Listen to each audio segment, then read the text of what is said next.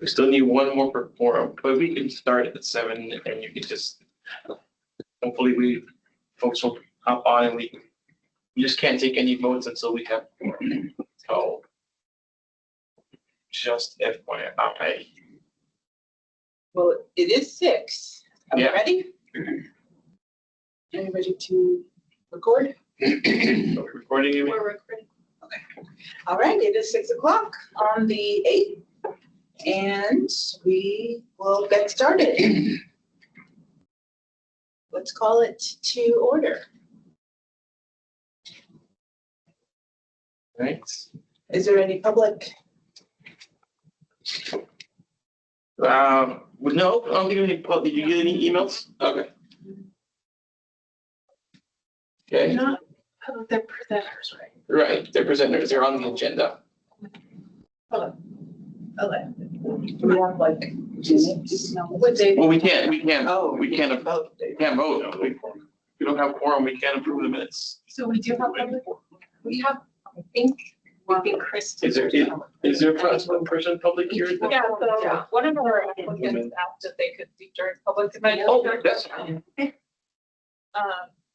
So right, we can't do that. So yeah, if you wanted to open that up and then, this one first. No, we public invited to be heard. So yes. Yeah. Melanie is public invited to be heard. Do you want to unmute yourself, Melanie? We're at the point of the agenda where public invited to be heard. Thank you so much. I'm sorry. You guys were cutting in and out. So yeah, I'm just here to listen and answer any questions on our application. So I appreciate you giving me the chance to speak. I really just wanted to make sure that everything was clear on our application. And again, I can answer both as a representative of Upwards, but also as a parent who had both my boys in Upwards Partner Daycares and can speak to, the quality of care that comes with that partnership as well. So yeah, I wasn't expecting to speak. I was more just here to listen and then be available for any questions you may have. Great, thank you. And we can,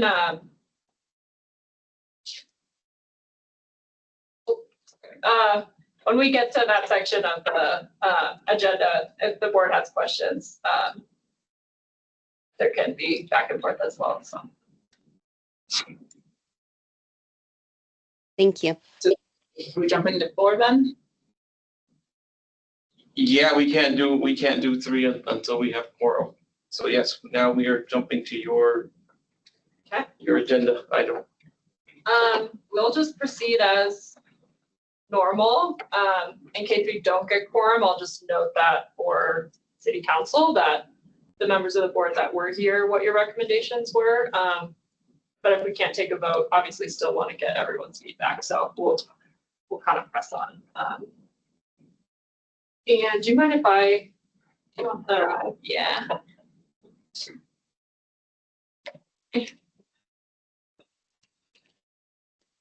All right.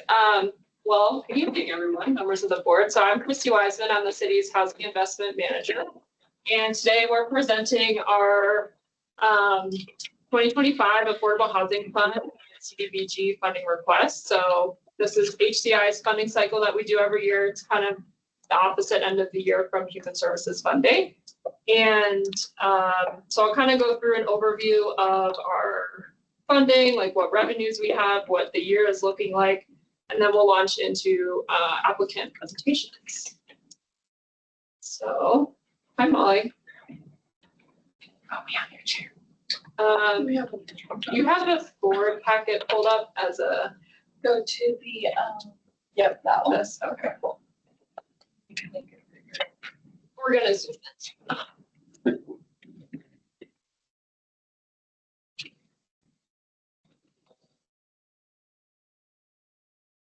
Oh, there you go. All right, so just to give an overview, and then I'm actually going to jump down and start with the spreadsheet. So we open our funding cycle about this time every year, generally late March, early April. And we time our funding cycle of our local affordable housing award with our HUD funds because we have due dates for when we have to submit our annual action plan, which is our HUD funding plan for the year. And that is like our drop dead deadline for when we have to submit that to HUD in August. So we back up from that, and we generally always take that plan to City Council for their final approval in June. And we just take our local funds at the same time as our federal funds to just have one process. And so that's why we talk about both funding sources. So I'm going to scroll down, try not to give everyone a headache, and super zoom. This very complicated. Oh, I should be sharing my screen, right?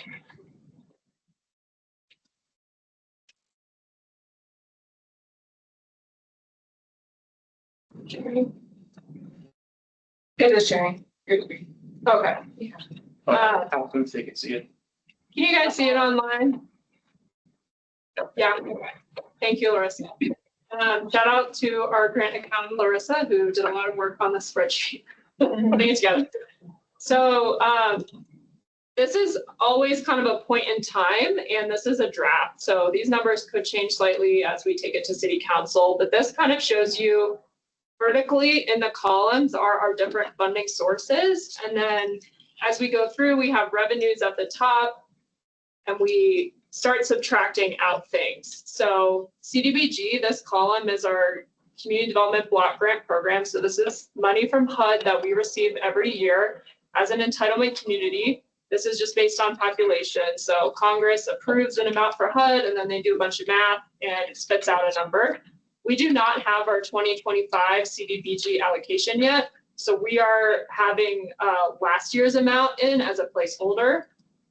The continuing resolution that passed a few weeks ago that kept the federal government in business through September said that we should expect flat funding levels for these programs. So we're anticipating that we'll see a number very similar to last year for 2025 for now. It's likely that there might be cuts in 26, but we don't know that yet. So not quite final, but this is an estimate based on last year. And then our affordable housing fund is really the engine behind HCI. This is our local fund that we utilize as a revolving loan fund. So we use it to gap finance projects as well as make strategic grant investments into programs that you'll hear about tonight. And this has multiple revenue sources. So we do get a general fund transfer from City Council. They have been very generous in giving that for the past several years.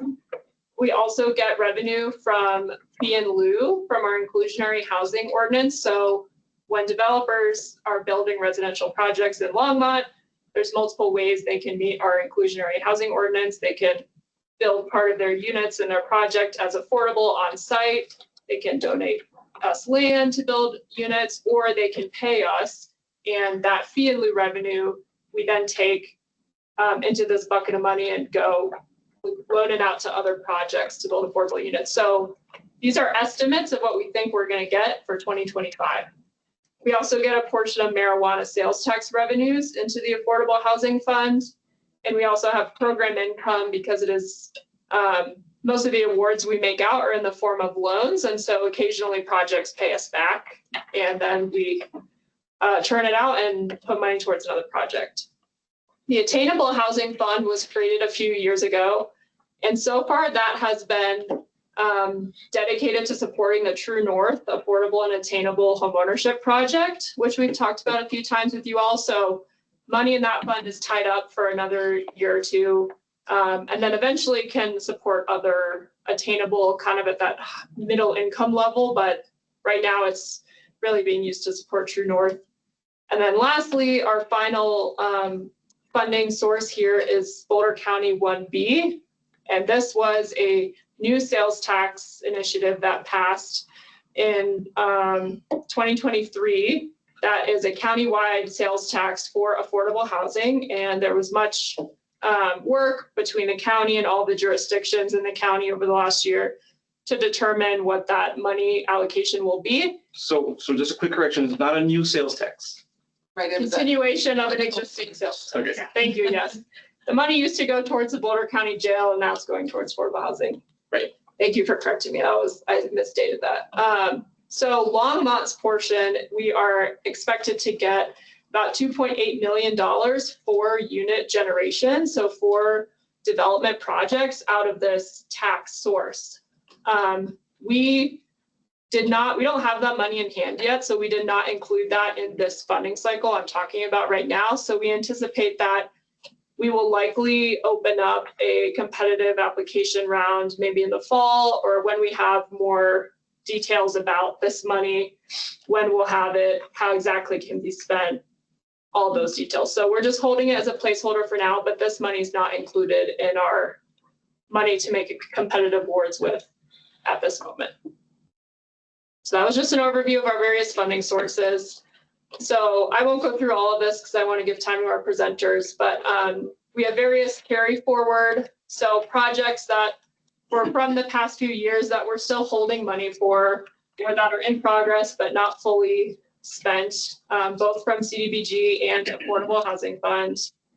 And we also have non-competitive spending. So this is things like administration, admin costs, project delivery costs. We also have some like grant awards or pre-development holding for eventual development projects, just different things that we know we're holding money for in the future. We want to make sure when we're making new awards in 2025, we're not giving away any dollar that has really already been promised or needs to be reserved for another project. So there's a lot of accounting that goes into this, and our accountant does a very good job keeping us on track.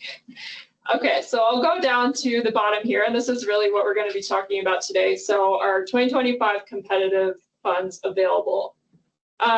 So starting with CDBG, we did get one CDBG award, which is upwards, and I'll talk about that when we get to them in the agenda.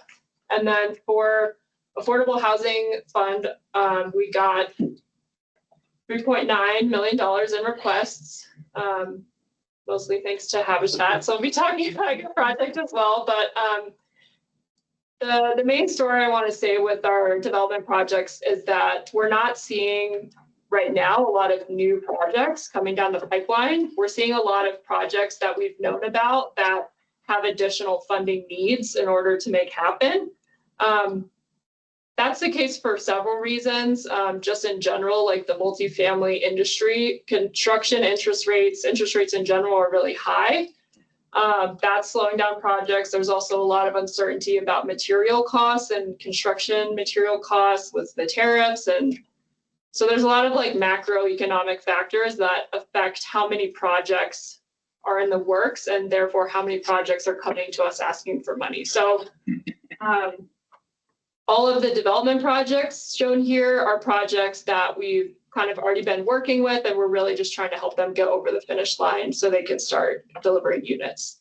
And then again, with the Boulder County money, we don't have that $2.8 million in hand yet, so we're going to save that for its own kind of cycle in the future once we know more. Do you want to add anything to that overview, Molly? That was perfect. Okay. Any questions on this crazy spreadsheet before we get into the application from the board?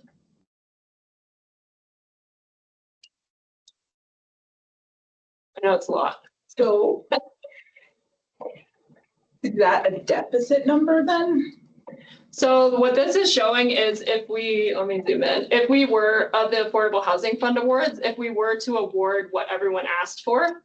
So we can't do that. So what we're recommending at staff is to fully fund all the projects and do a partial award for Habitat. And we can talk about what that partial award looks like, and that will bring us in balance. Or maybe leave some left over. Yeah. This is the development thing, showing that we're 1.6 million oversubscribed. Yes, if we fully awarded everyone. Good question.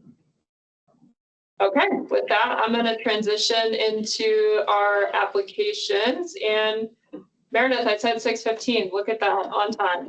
On the So- nose. Very Meredith impressive. is up first, and do you want to share, or how do you want to? Sure.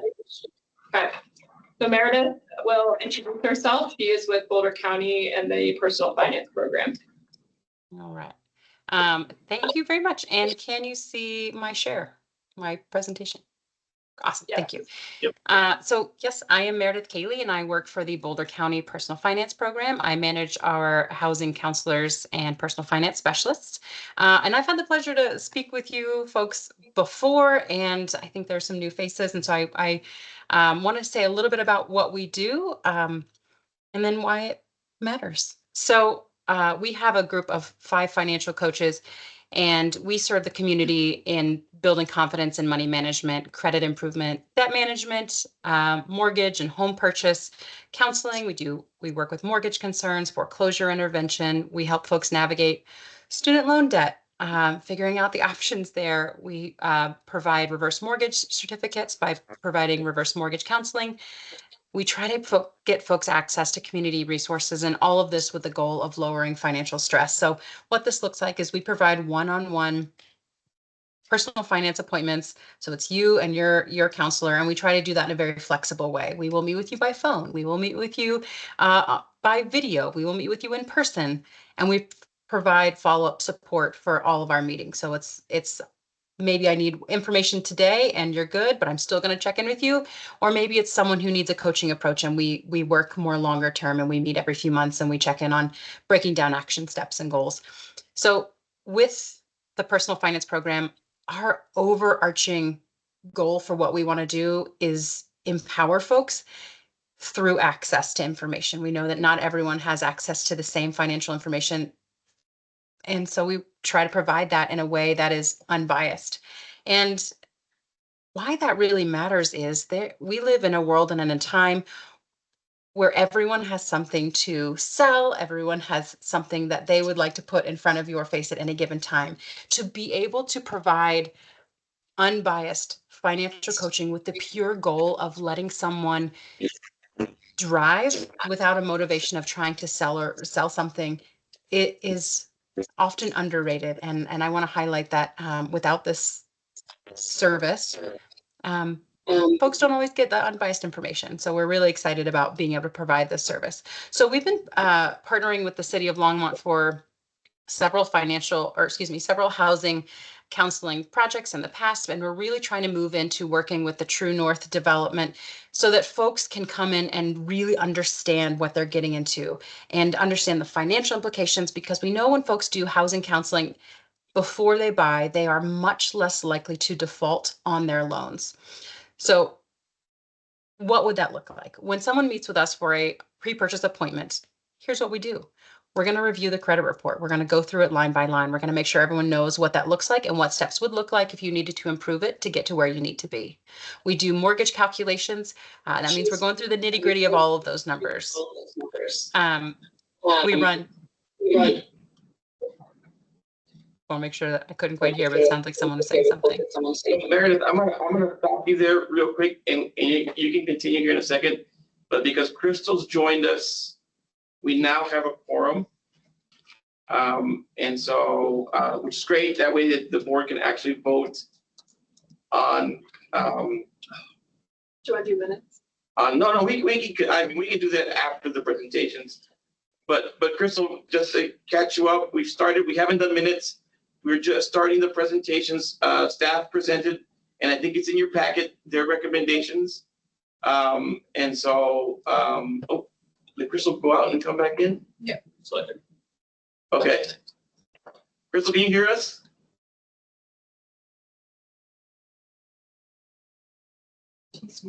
Yeah, she's still muted. Still muted. Oh, here she comes. Okay. All right. So, hey, Crystal, just really quickly, just catching you up. We just started. This is the first presentation, so you haven't missed much. And so we're going to go through the presentations. Staff will recap at the end, and then because now you're here, we have quorum. We will do the minutes after we get done with the presentation and staff recommendations. Does that make sense? All right, great. Sorry, Meredith. I just wanted, it's just great to have forum. Go ahead and keep going. Absolutely. So I was just saying, and welcome, Crystal. I'm Meredith with the Boulder County Personal Finance Program. Sorry, there's an echo on my end. I can hear my voice. So I was just saying we're the personal finance program, and one of the things that we do is homeownership counseling, and we're hoping to continue to partner with the City of Longmont, specifically working with the True North project by providing housing counseling for folks who are interested in purchasing, or even in the rental stage where they're like, what would it take to be able to purchase? And in those appointments, we're looking at mortgage calculations, we're looking at debt to income ratios, which are things that lenders will do, and it's helpful to understand how that works so you can understand how to get to a place where you would qualify. We review mortgage documents and terms, someone's spending and affordability. Our appointments are very tailored to where that person is at this moment in time.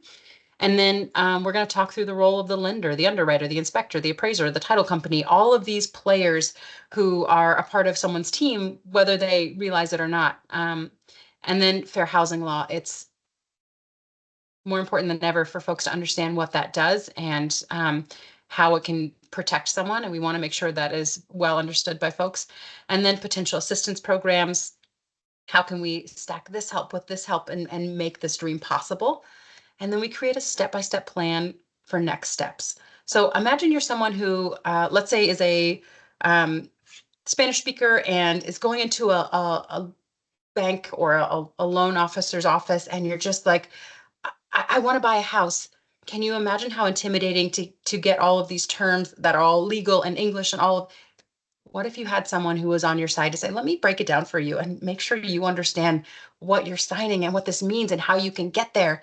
So I want to point out that our services are offered in English and Spanish and any other language by translation line, but we have staff for half and half for both English and Spanish. And we're really proud to be able to provide this service to folks. So all of this, again, is the goal of increasing understanding and confidence. So someone walks into a big transaction like this, knowing what they're getting into and how they can navigate it, and that they have the control in the situation of saying yes or no and using that empowerment. All right, I'm gonna see if I can, oh, there we go. All right, a couple quick numbers before we move on. So in 2025 so far, so year to date, we've had a little bit over 485 appointments. 100 of those have been with Longmont residents. We've actually seen about a 45% increase in our clients from the city, from comparing Q1 2024 to Q1 2025. And I was looking at some of our 2024 numbers, and we saw an average of about, following up with folks, we saw about 24% of folks had already increased savings, 33% were actively using a spending plan. We had 20% of folks reducing their debt. So we're seeing that action is taking place. People are making movement. And one of the numbers that I'm most proud of is one of the intangibles, and that is we check in with folks before their appointment, and we say, how confident are you in making financial choices? What else would you need to know so that you feel comfortable and confident going into these bigger transactions? And only about 58% of folks said that they had high confidence in their own financial decision making. And then we talked to them after the appointment. We say, well, how are you feeling now? And these are all anonymous surveys, so they don't have to answer to my face. That number increased to 77% of folks saying that they felt confident being able to make decisions about their finances after they met with a counselor. The last number I want to point out is that we meet with folks not just around buying a house, but all of those topics, financial topics, and about 69% of the appointments we meet with are with renters. So we have a lot of touch on folks who could be potential buyers in the future or are working toward housing stability. And so we feel like we're uniquely positioned to really work with folks to build up long-term sustainability in finances and housing. All right. So just want to say that we have had your support in the past, and it makes information access and financial stability a reality, and it matters. So I want to say thank you, and I hope that we can continue to get support, and I'm happy to answer any questions if you have them. Thank you, Meredith. Yeah, go ahead. So who are your clients? Like can anyone come to you, or? Yes, ma'am. So we have no income restrictions on our clients, though we do see that about 80% of our clients fall under that 80% AMI mark, but there is no requirement for that. And we have no documentation status requirement either. We don't check status, nor do we collect that information. So anyone could come see us of any status as well. We get referrals from community partners as one of our biggest referrals. So City of Longmont, our center, EFA. So some of those are big referrals, but we also get referrals from lenders. The public trustee is a big referral partner. And then we are part of the Colorado foreclosure hotline as well. So we do get a lot of referrals coming in from folks who have mortgage concerns. Thank you. So I have a question, actually. It's kind of a little bit, I'm actually working on I work on a lot of projects. And so since I have you on the screen, Meredith, I have a question. What's your experience about working with recently unhoused folks that just got housed? That's a good question. And I don't know that we have a direct line on that. I will say that, I mean, that's a challenging place to be, and we'd like to. You don't have to answer tonight. I will follow up with you because I'm working on a project right now, and I'm going to reach out. I'll reach out to you offline, but I just wanted to put that out there because that's a project that I'm working on, providing financial courses for people who just recently got housed through some of our permanent supportive housing work or some of our outreach work. So I'll follow up with you, but just want to put that in here for you to think about. I think that's a great idea. I think when folks are experiencing that kind of vulnerability and they suddenly have a resource they can take advantage of, using that moment to say, as a part of this package, let's look at the overall finances to build and empower at that moment. I get excited about it.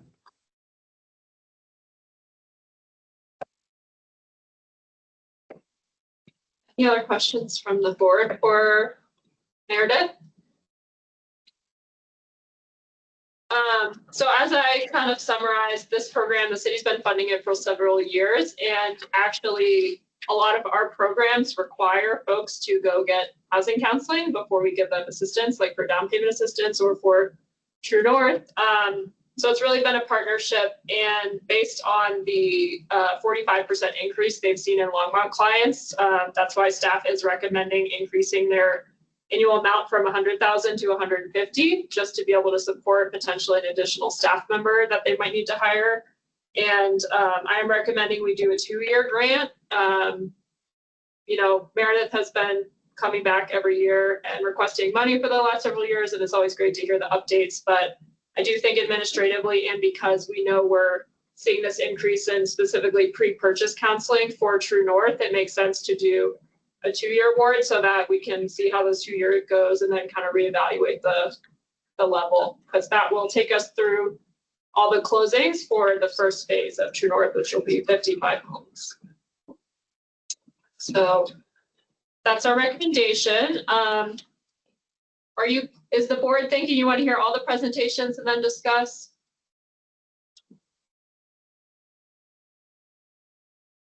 I'm looking at the agenda. How many presentations do you have?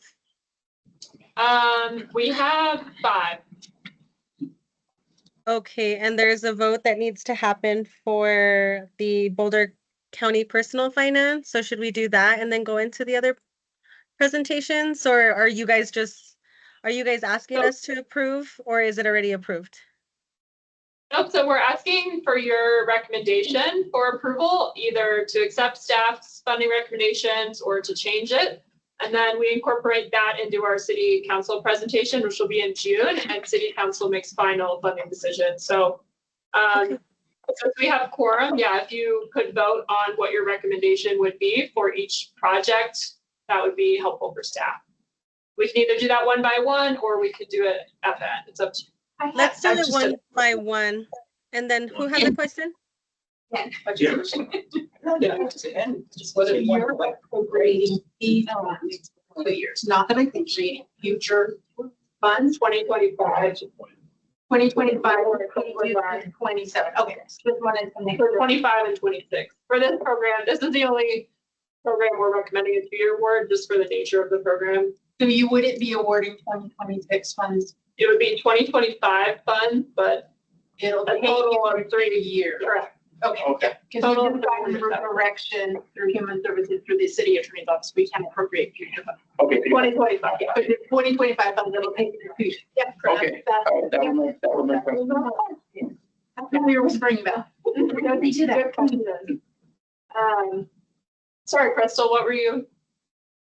What Oh, was your no. preference?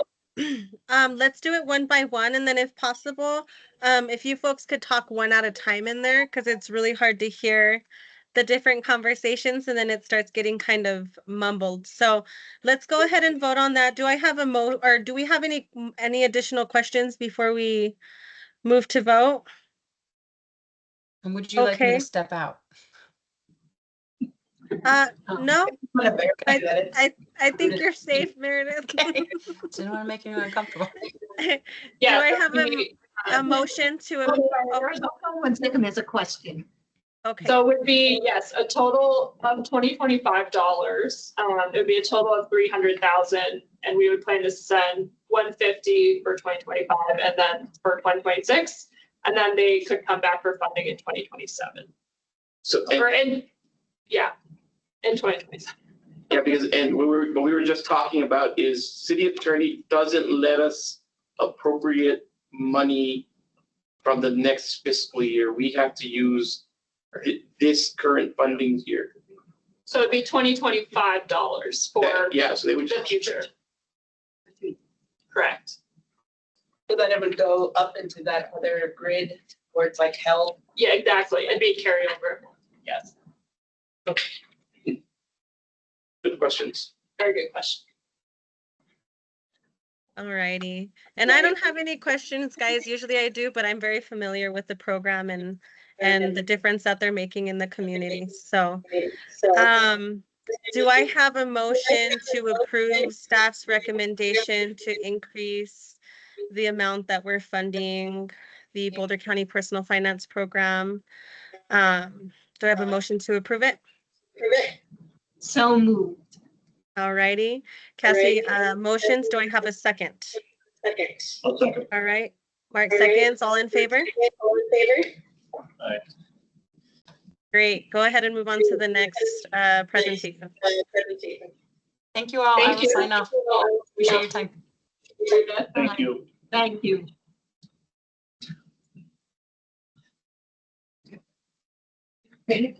All right, so let's move on to Brothers Redevelopment, and we have 3 folks from Brothers here in person. Thank you all for coming up, and they will talk about the paint-a-thon. Let me pull up.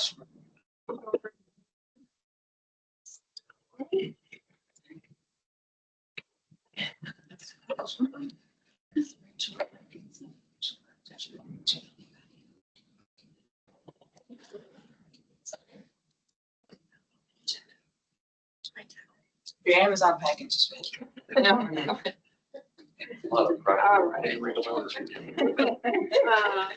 I ordered a file stand. I need to do file stand. All right, if you want to introduce yourselves and then just tell me when to scroll.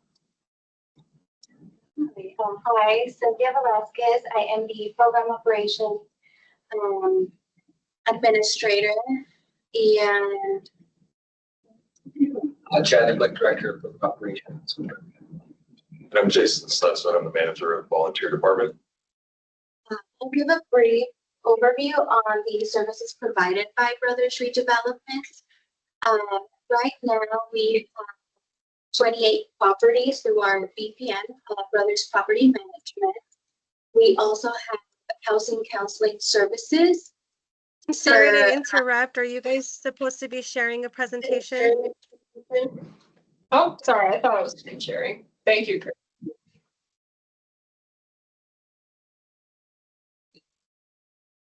Entire screen.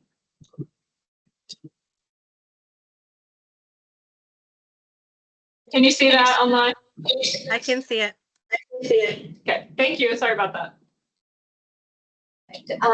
We have our housing counseling program in conjunction with Colorado's Housing Connects, which is our helpline. It does cover statewide for various different resources, questions, and it's a triage to all our other departments. We have our Aging in Place for older adults, for connection to resources, but also housing navigation. We have staff that'll get with the older adults, do benefits checks, or help them apply for benefits that they may be missing out on. We have rent and mortgage, utility assistance, Landlords Opening Doors, which is a program for participants transitioning out of rehab facilities into ADA compliant units. Our home modification and repair department, we partner with several cities and counties to assist income qualified homeowners with repairs. And lastly, our paint-a-thon, which functions through volunteers. Well, good evening. Thank you all for the opportunity to present and for your time in doing that.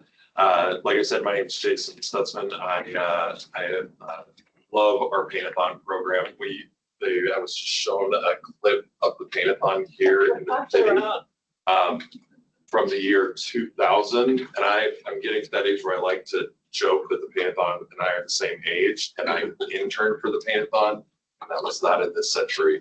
That was back when I was in college. So it is a program that I absolutely love. Makes a significant impact in the lives of older adults and folks living with disability. Our mission statement at Brothers is to provide safe, affordable, accessible housing for low-income older adults and folks living with disabilities across the state of Colorado. Cynthia mentioned the huge and broad way that Brothers, on the whole, does each of fulfilling those mission statement points. But for our paint-a-thon program, I thought for our presentation this evening, one of the best ways that I could share a little bit about our proposal and our program is to share a specific project that we did. And you'll never guess where that project was that I picked for our presentation tonight. That was in the city of Longmont. That was last year. We had a woman who's, her name is Miss Taylor. She applied through our program. She was, as you can see from some of her biography that is a part of our assessment process with each of our homeowners, she is a woman living with a disability, was longtime resident in her home, was hit by a drunk driver over 20 years ago, spent a significant amount of her life in a wheelchair and in rehab facilities and almost 50 surgeries. And as a part of those challenges in her life, the condition of her home continued to deteriorate. She wasn't able to address some of the concerns of the outside. One of the things that we like to say, and we can scroll to the next one, please. One of the things that we like to say about the Paint-a-thon program is that the real heart and the intent of our program is to help folks who either physically or financially or both can't afford to take care of the work that it takes to do that. We use top quality materials. We have a paint sponsorship with Guy Rees. We use paint that retails for $80+ a gallon, depending on the tint base. So I always like to say we're not going to all this work and using this tint and Walmart kind of brand paint. We use top quality materials, so we get a long lasting outcome for our homeowners. This was the before and after. And this was a group from Good Samaritan Hospital and Intermountain Health who came out and partnered with us for Miss Taylor's project. In the before and after, you could just tell clean, modern, and even on the left-hand side, you can tell the dated nature of the many decades that it had been since the home had been protected. One of the things that I ask all of our volunteer groups when we work with them on site, I'm going to ask you the same thing. What is the benefit of paint? What does paint do when you paint the outside of a house? Protection, weatherproofing, absolutely. What else? Makes neighbors happy. Makes neighbors, we get almost as many thank you notes from neighbors as we do from homeowners. That's a good one. Property value. Property value, curb appeal, absolutely. Nobody ever wants to say beautification, but it makes a house look better, without question. We invested in the last couple of years, we invested a lot of time and energy into our impact graphic. And we like to think about the impact of our program in a lot of different ways. All of the things that you mentioned, curb appeal, property value, neighbors, all of those sorts of things are incredibly positive, valuable outcomes of painting the outside of a house. One of the things that we talk about quite a bit is our program is very easy to measure our outputs. When we talk about our outputs, how many volunteers did we have? How many hours did they contribute? And those are significant numbers. We average in the neighborhood of 2,500 volunteers, 18 to 20,000 volunteer hours a year, depending on the year. And so, those are outputs. How many houses did you paint? 113 last year. Those are all outputs. It's a little bit more difficult to measure the outcomes of our program.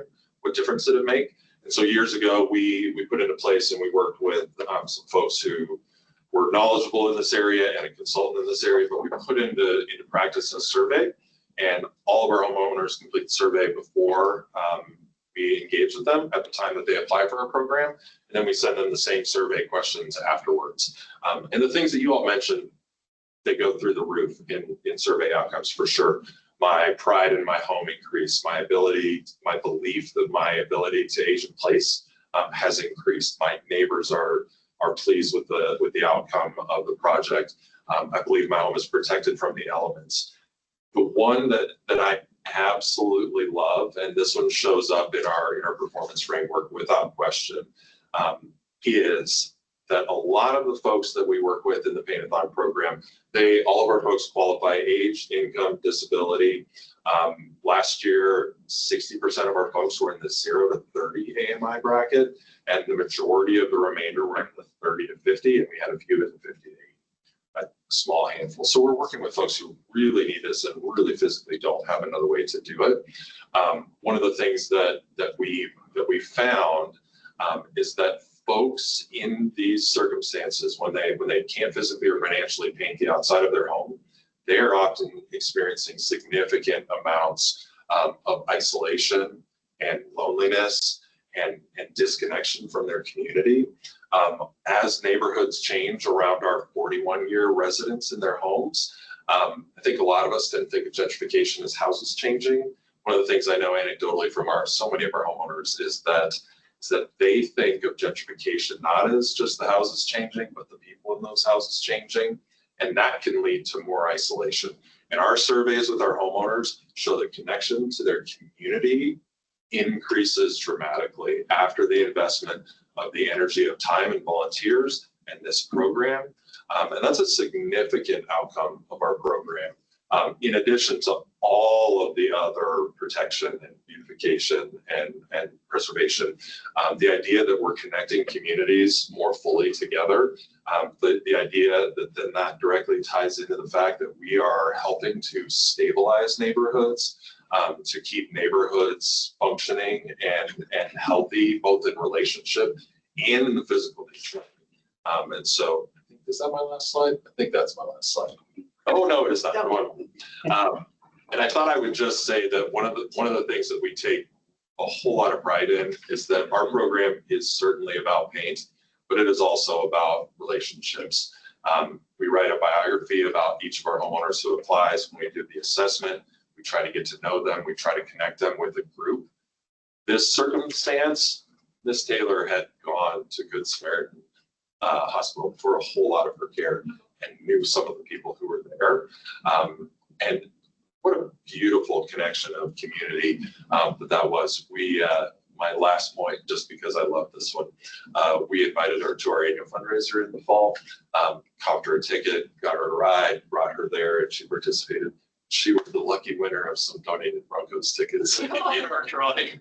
And so that was my favorite project of last year, without question.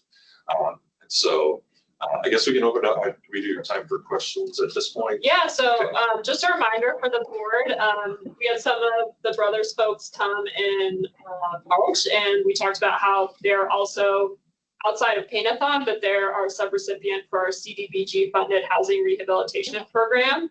And that is really getting up and running. Alexis and I met with the project manager that's doing housing rehab just this week, and they're like really starting to move through people, which is exciting. So we thought it was good timing for them to bring forward the Paint-A-Thon as a affordable housing fund grant request to really supplement the rehab program. And so this would be money that would fund a Paint-A-Thon for 2026 because we're already into painting season for 25. So this would be next year, this award, if the board agrees with the recommendation. So any questions for brothers on Paint-A-Thon?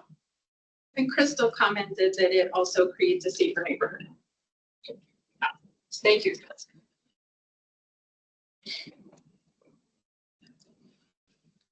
So I guess the basic question is, so that you're recommending how much, 25?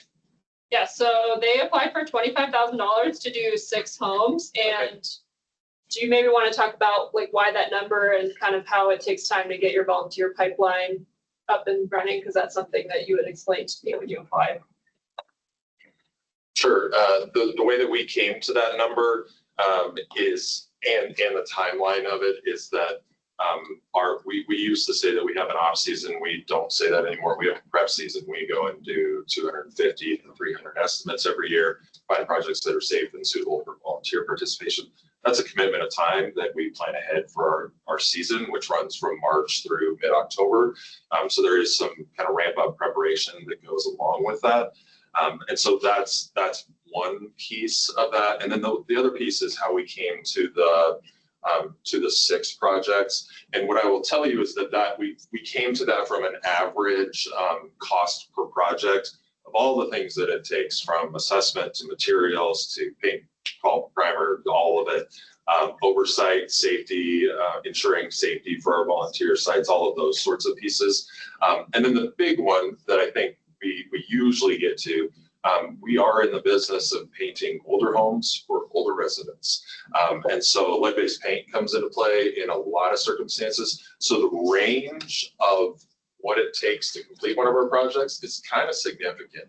Our projects can be on the lower end when they're lead-based paint free, except by age, and they can be a little bit higher. And so we try to kind of split the difference and do as much as humanly possible with the funding available, given that we have some variables that we haven't yet encountered yet, that we will when we do assessment and testing. It's a good question.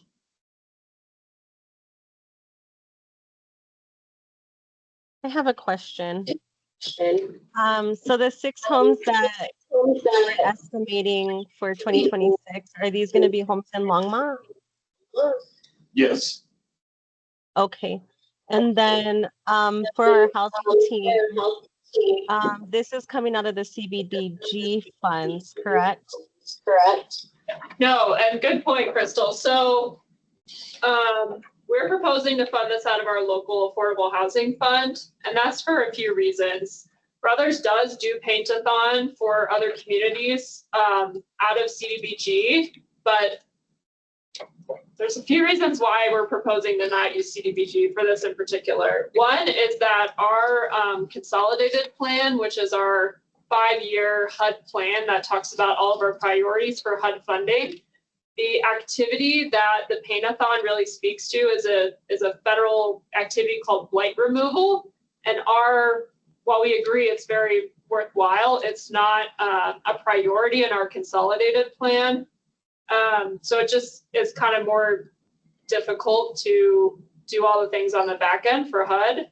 And also, just to be candid, the future of CDBG is a little bit up in the air right now. With the administration, the White House budget that came out is proposing some pretty drastic cuts to HUD formula grants for 2026. So while the rehab program will continue to be funded out of CDBG for the time being, and we have a good amount of rollover funds, as you can see in the budget, that will fund rehab through 25 and 26, even if we didn't get a 26 allocation.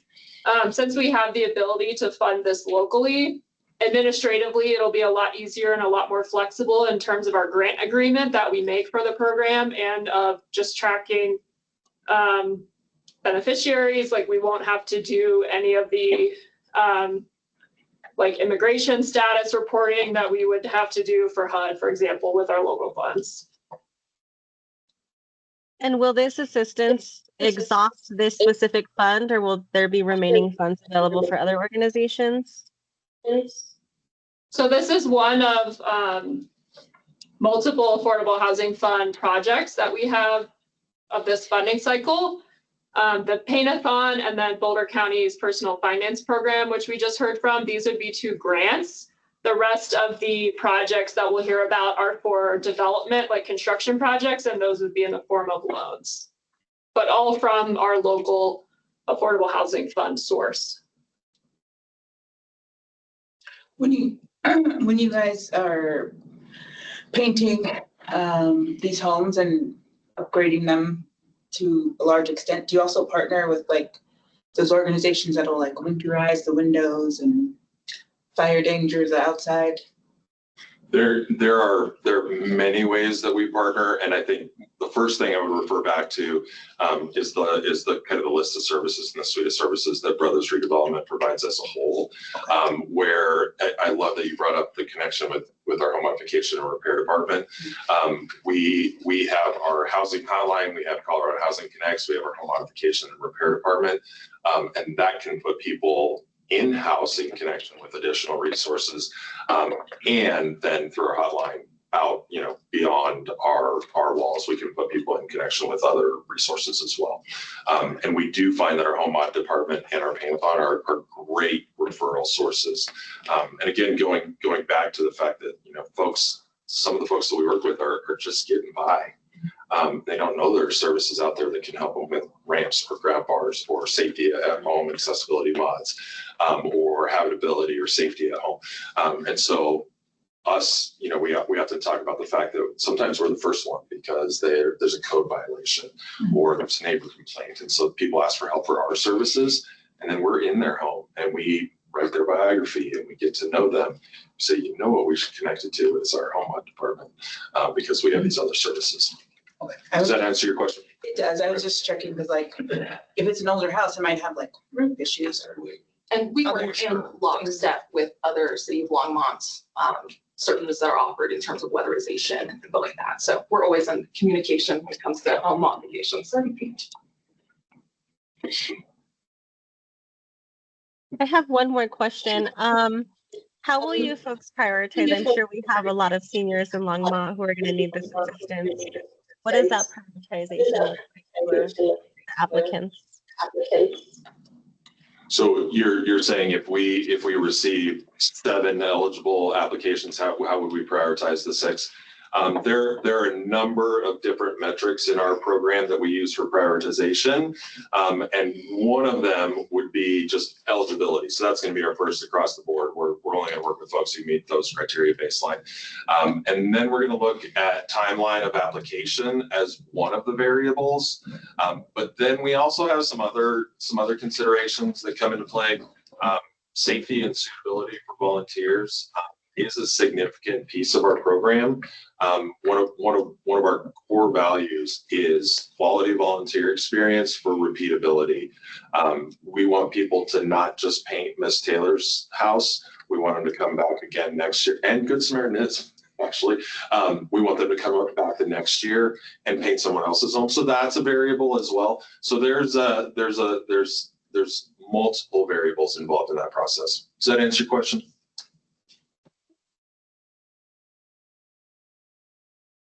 Alrighty, do we have any other questions? All right, and do we have a motion to approve the $25,000 request for the 2026 Paint-a-thon? Sure, so moved. Kathy moves. Do I have a second? I'll second it. Martha seconds. All in favor? Thank you. does that conclude the presentations for tonight, or do we have any more? We have a couple more. Thank you, Crystal. Thank you for that, and thank you, brothers, both. Your thank you. Where to go? Great to see you again. Right. Yeah, we look Thank forward you. to our city council. Thanks for your work. Yeah, thank you for this. All right, transitioning into our development projects now.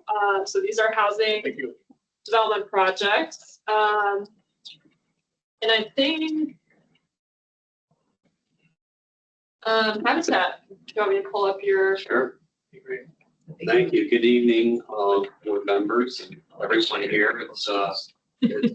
I'm David Emerson. I'm the executive director for Habitat. I've been here since '06, and the city's always been so very generous in supporting our work. Chris, you want to introduce yourself? My name's Chris Herai, and I'm the development director. Okay. He spends the money, or he raises the money, and I spend it. But we appreciate you talking to us about Faith Point. This is a project that we've been working on for 3 years. Want to go forward? So just stepping back, I think many of you know about Habitat. We are a homeownership ministry. We've built, that's actually a little low, over 130 homes. One of the things we do try to belabor is we are, these tend not to be starter homes. Most of our homeowners over 35 years have stayed in their homes. About a third have paid off their mortgages. The average median income of our homeowners is 44%.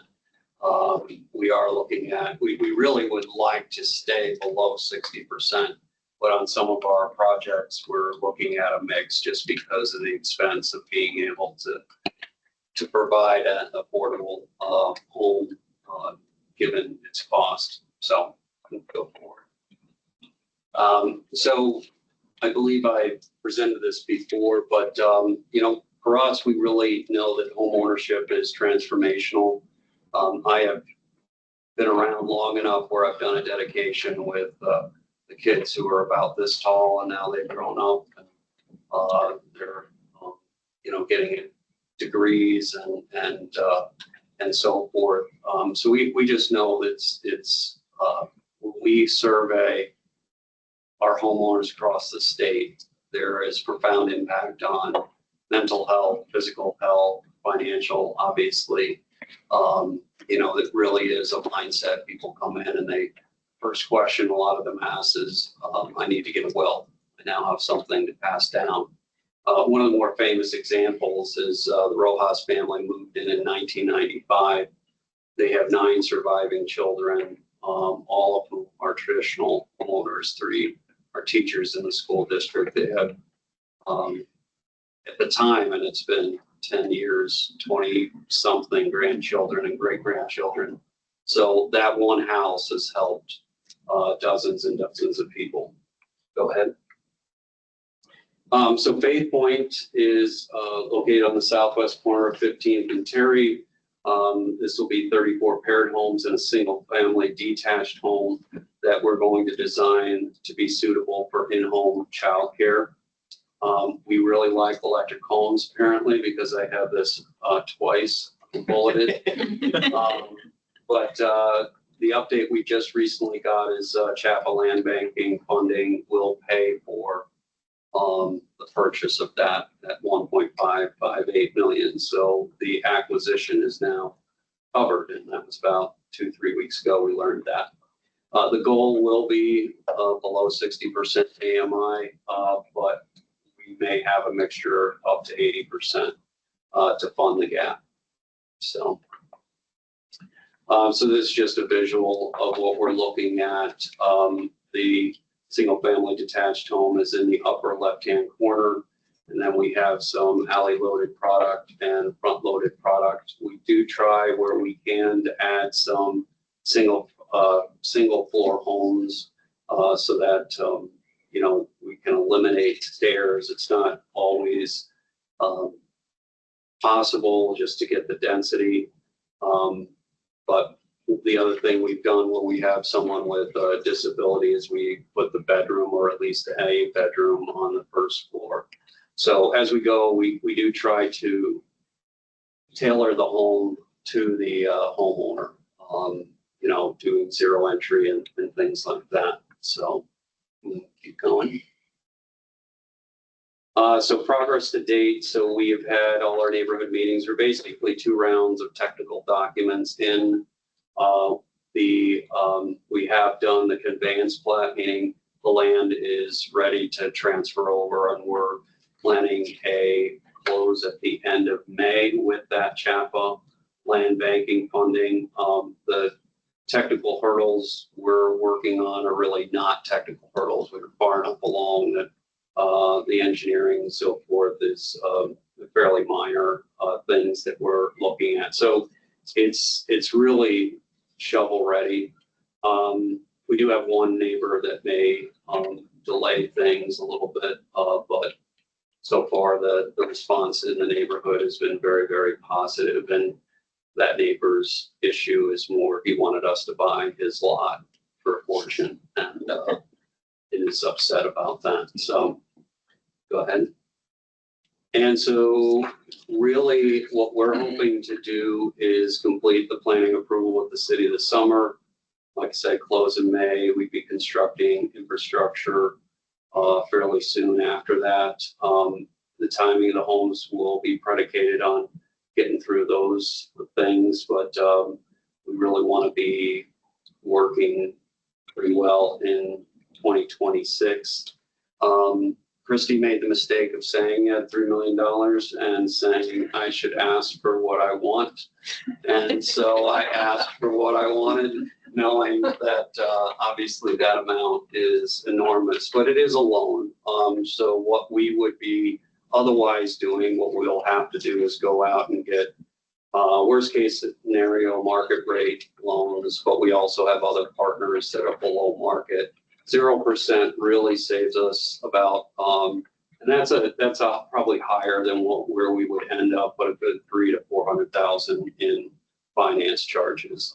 Our gap is $962,000 right now. Just if we think about what our sources are and what our uses are, and what ends up happening with Habitat is construction begets financial activity, construction activity begets financial activity. So as we're building, individual donors come forward, foundations, things like that. So we don't really start with everything penciled in, but certainly as we get support and we can go fast, it does attract other money. So we know we have a gap. It won't prevent us from starting. The faster we work on that gap, the faster we can go. But financing costs just does lower that gap. So that's where that number is coming from. And in the past, when we have asked for affordable housing funds, we have asked for a 20-year payback, primarily because we were holding a lot of mortgages. And recently, in the last 10 to 15 years, we've found banking partners that will buy our mortgages or underwrite directly, and it's more efficient really to do it that way. So our proposal is that by the end of the project, as we've sold the mortgages, we'll pay back whatever money you're lending to us. Continue to be used. Right. So, and I think that was all I had. If you have a question, we'd be happy to answer them. Great job. Can you repeat again how much you folks are asking for? We are asking for $3 million. So. Yeah, thanks for that overview.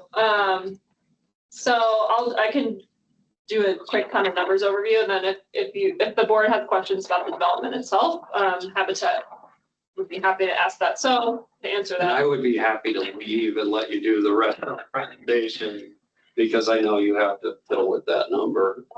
Might be more appropriate. So. Yeah, so this project did receive an award from that the board recommended and City Council finalized last year of $1,235,000. And then this is really seeking additional money. So We are recommending a partial award, so somewhere between $0 and $3 million.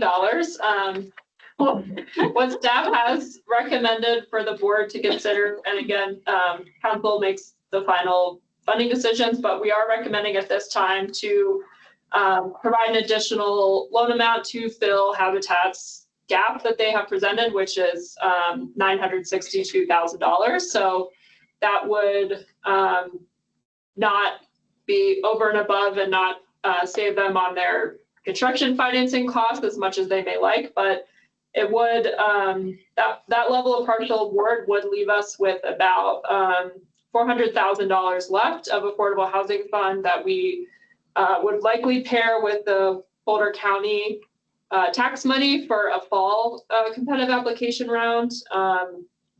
But basically, we would, assuming the other affordable housing fund projects that are requesting funding tonight are funded. I'm in my Excel right now. The highest amount we could go for this project with breaking even would be about 1.3 million. So their identified gap is about 960 and 1.3 is what we have money for. So somewhere in that range is kind of for the board's consideration. I think in terms of the financing terms, we can figure that out as staff when we're drafting the promissory note, but do you have anything to add, Molly? Sure. So I think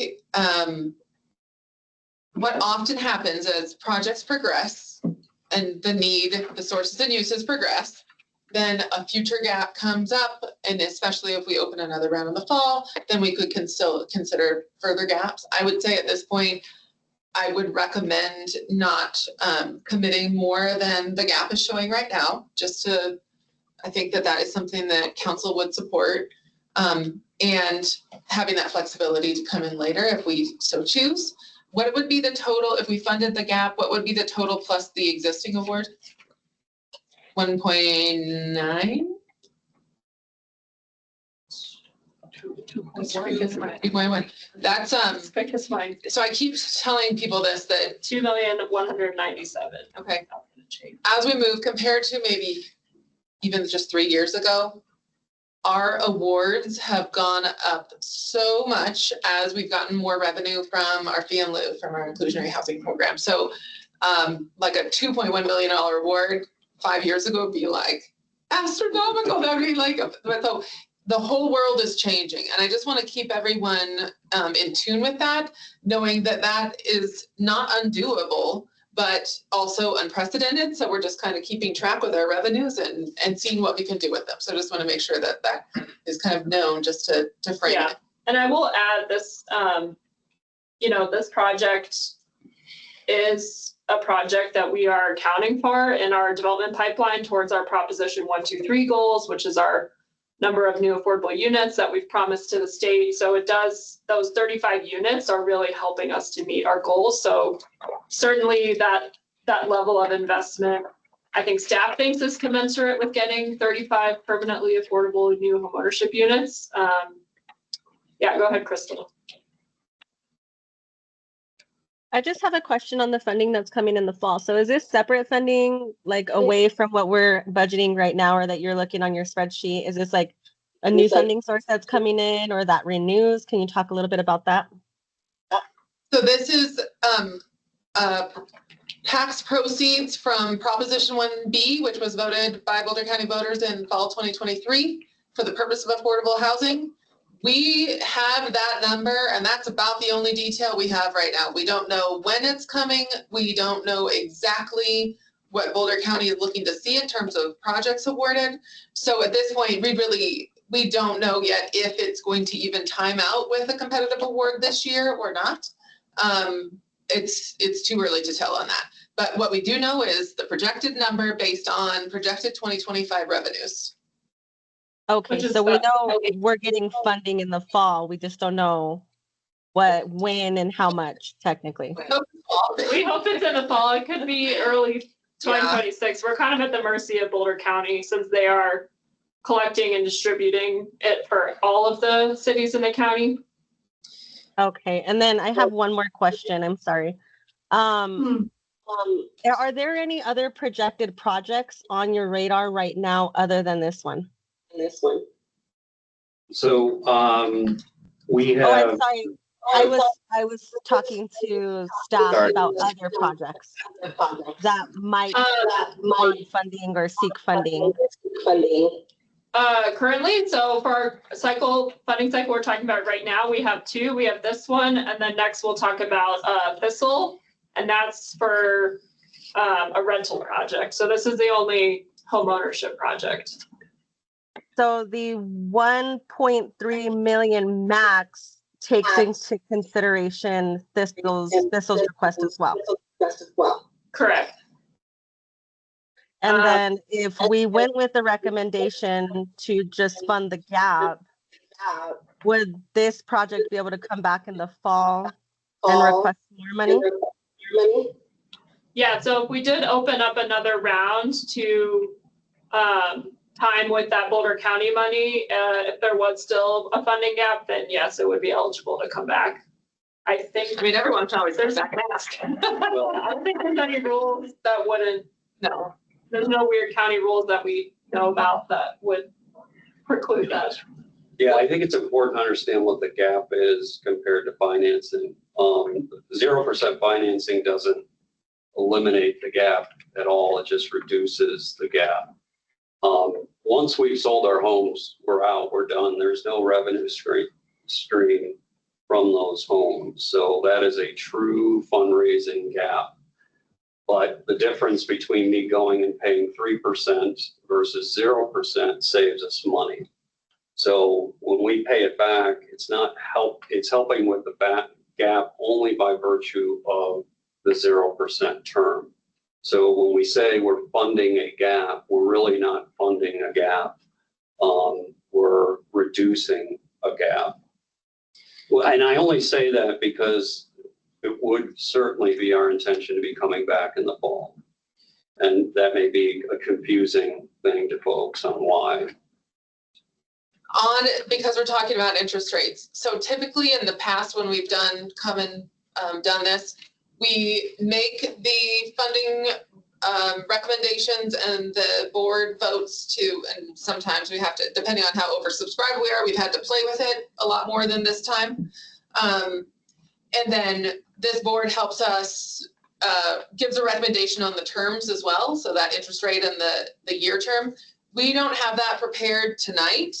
However, we have already an award for this project. So most likely the recommendation would be was it 0%? Yeah. Okay, to do a similar, unless we're needing, if something has changed and the term makes a difference on the years. So in this case, for this cycle, we'd probably say that we would hold the terms the same, but typically we do talk about those terms with this group when we have more projects that are kind of, there's a little more competition. Any other questions about habitat or how, what we do, why we do it? Sort of thing. Typically we had been building 6 or 8, maybe 10 homes a year. This allows 35 units, us to move more quickly, and it builds more runway per habitat and builds a lot more affordable, permanently affordable homes in the city of Longmont that allows us to partner with the city to reach those numbers to continue to receive funding for the future. Right, and if I could make one more comment. So the reason this is important, among other things, is that if the city of Longmont is not eligible for Prop 123, we will lose around 70,000 a unit in funding that comes through CDOH. Now, I don't have a contract through the state now, but that is what they're paying. So it's really important that we go quickly. And it's some of these grants have effects that aren't coming from other places. So what, in case anyone's not familiar, the city made a Prop 123 commitment to generate 304 units by the end of 2026, and generate means building permits. If the city as a whole, through all of the units generated, whether that's through the city, private development, nonprofit development, doesn't meet that, then for the next 3 years, no project within the city, so a habitat project or otherwise, is eligible for that grant source, which is becoming critical. So the award that was recommended for approval by this board and actually approved by council last year was that 0% interest for a 20-year term. You're suggesting we could do a shorter term with payback as homes sell. So this would be, you know, going forward with funding, we would just add a new amount and just do one combined loan at that 0% interest. So we're kind of talking, you know, staff had, or what's in the memo was recommending at that showed financing gap of that about 900,000. Assuming we are fully funding everyone else that applied, we could go up to about 1.3 in our current cycle. So any thoughts from the board about general funding amount, also knowing that council can always pick a number that sells. I mean, like, I want to fund it, but I'm looking at this timeline of like, did we get the money now, but nobody's moving in until like 2029? Possibly, or sooner. I mean, we have to still get it approved with the city, the plat to put the lot, to make the lots, and then we have to put the infrastructure in. We have to put the streets in and the utility lines and everything. So obviously people would move in sooner. It's not, you know, they're moving in as we go. So you do like one at a time? we're doing right now, we're at 8 at a time. Question, we want, there's an upper limit, so by using volunteers, we can keep the costs low. But we know, and we're already starting to work with other subs and general contractors. So if, let's say, the upper limit in a given year is to get 8 houses done, then we get to 15 by the other 7 being done by a general contractor and a framing crew. So those are things that's why Prop 123 is so important, because if I have that funding, then I can, we've already, you know, we can start to accelerate. But so it's hard for me to project how quickly, you know, we can go, but we have every incentive to go very, very fast. So Habitat's model is a little bit different. They don't construct all 34 at once. Right. Typically, they have a sweat equity model where they have volunteer labor and the homeowner participates as well. So it's not, you know, it's not throwing up the houses like a traditional, yeah. Yeah, I only asked it like that because I was curious about how quickly it would actually come back, the way that it, you know, it's 20 years, a long time. Yeah, and I will say you know, most of our affordable housing fund awards for development projects are loans, and it ranges. We have some 40-year terms out there for really low income rental projects. So, you know, if they are committed to paying us back as homes close, seeing that money back in 4 years is actually a lot better than most of our other loans that are out there. That won't be, that's a bit different. Yeah. that's like 40 years from now, it won't be me sitting here, it'll be someone else. But yeah, you're right on. It isn't the affordable housing fund is overall intended to be a revolving loan fund, so we get those money back for more development projects in the future, but always offering that below market rate interest rate to really help the projects out. So otherwise, market rate construction loans are scary, very high. Crystal? So if I could give you the 3 million, I would. and I say this because I think the work that Habitat of Humanity is doing is is wonderful. I think we look at like the statistics and the generational wealth gaps, and the lack of opportunity that some folks have had to home ownership. You folks are making that happen. And not only are you investing in those families today, but those generations underneath that to come. So I think this is a very important investment. I would encourage the board or urge the board to do max. And just hearing a little bit about what the community is asking for in some of the council meetings, people want home ownership projects on the market. And you know, these projects are really set aside from just rentals and affordable housing. So and lastly, you know, speaking to the generational wealth gap, it is so far behind. We're so far behind to make a difference or a dent in that problem today. And I've said this before, I think what we do to make it better has to sometimes be drastic and like out of this world, you know, because of the injustice that's been done in the past. So I mean, call me crazy, but I'm up for the 1.3 million. Is that doable? Yeah, so we could do, I don't think that we can, it's like a funding promise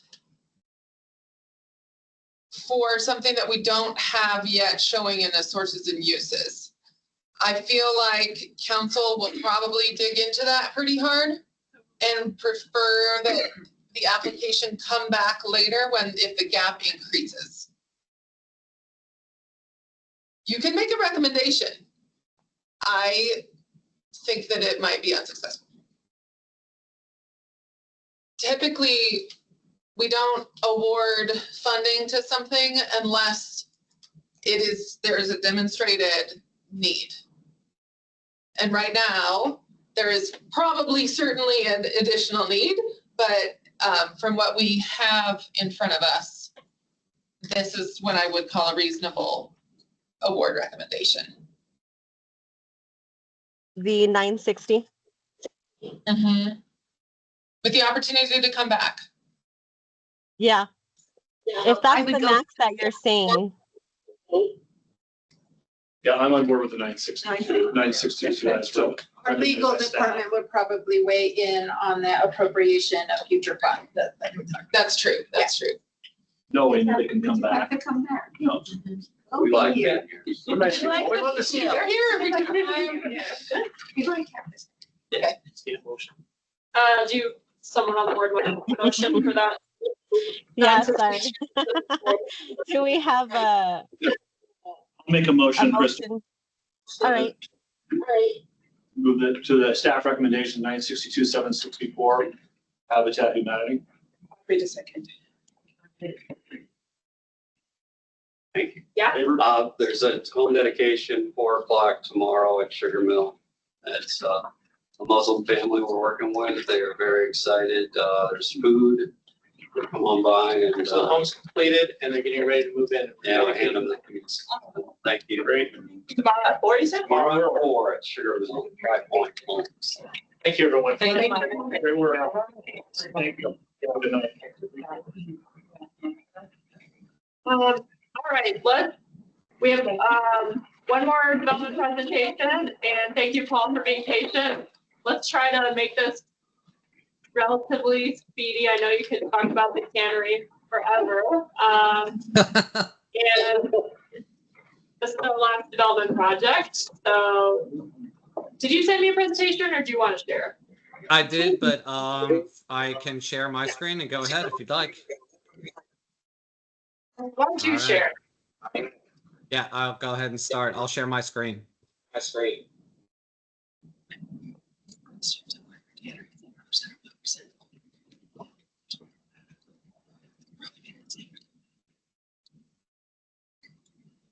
Okay, can you all see this first slide? Can you see Crystal? Yes. Awesome. Yes. I'll go ahead and get started. And I'll try to be very wary of time here. So hi, everybody. Paul D'Angelo, Thistle Community Housing.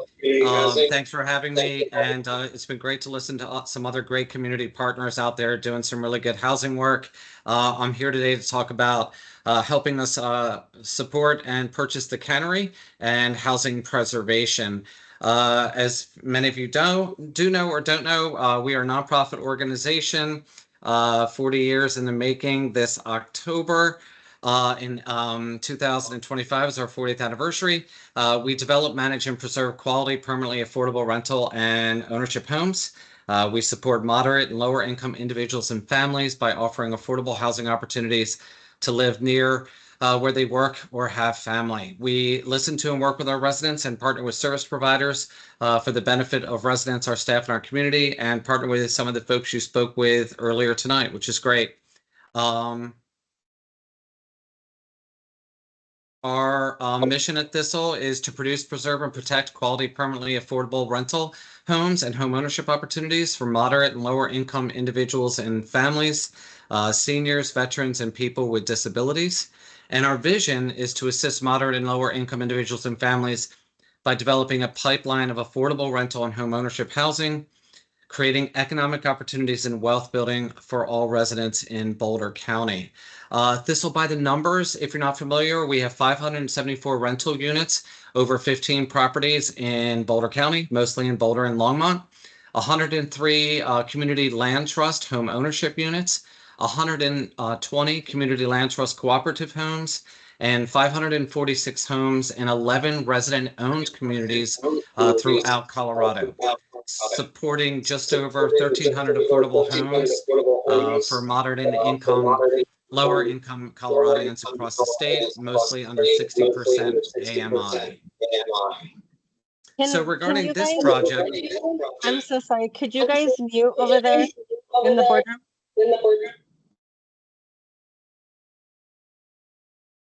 Awesome, thanks for that.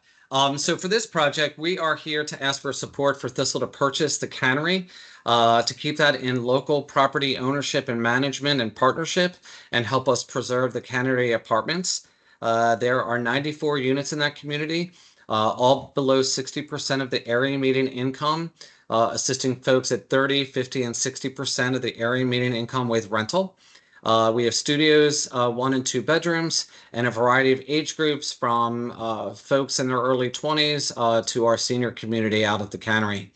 And as part of this kind of redevelopment, hopefully eventually a future tax credit application to rehab this property, along with potential new construction on a property next door to kind of redevelop this whole block. The cannery apartments pictured below, currently all the red roofs there with the parking lot. And we're requesting $600,000 for this, about 10% of the total projected costs. So by the numbers, looking at this, looks like we'll have to get about a $6.175 million loan. We're working with Walker Dunlop. We've locked in at 5.54%, which is a pretty good rate right now. Appreciate all the conversations about how helpful the 0% is, though, to Christy and Molly's point, versus what we have to work with in the market. With that funding, we'd be paying off the existing mortgage, buying out the limited partner as a tax credit deal, paying off a DOLA loan, closing costs, and making sure we have some money for additional capital needs or expansion.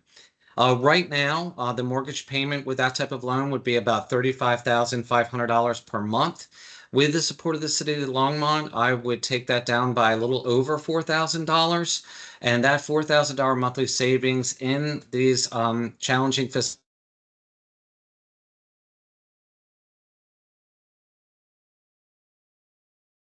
savings for us over the life of the loan, and really important in today's time to make sure that we're keeping up and preserving the property and working with our residents. Outside of the numbers, the story I always love to tell with local ownership and partnership, 40 years of Thistle Community Housing. We are a net zero organization as a nonprofit. So very proud of that work, just to showcase our fiscal responsibility of who we are and how we work with our community and our partners. Excellent property management, very proud of our team. We have only lost one person in our property management team over the last 2.5 years.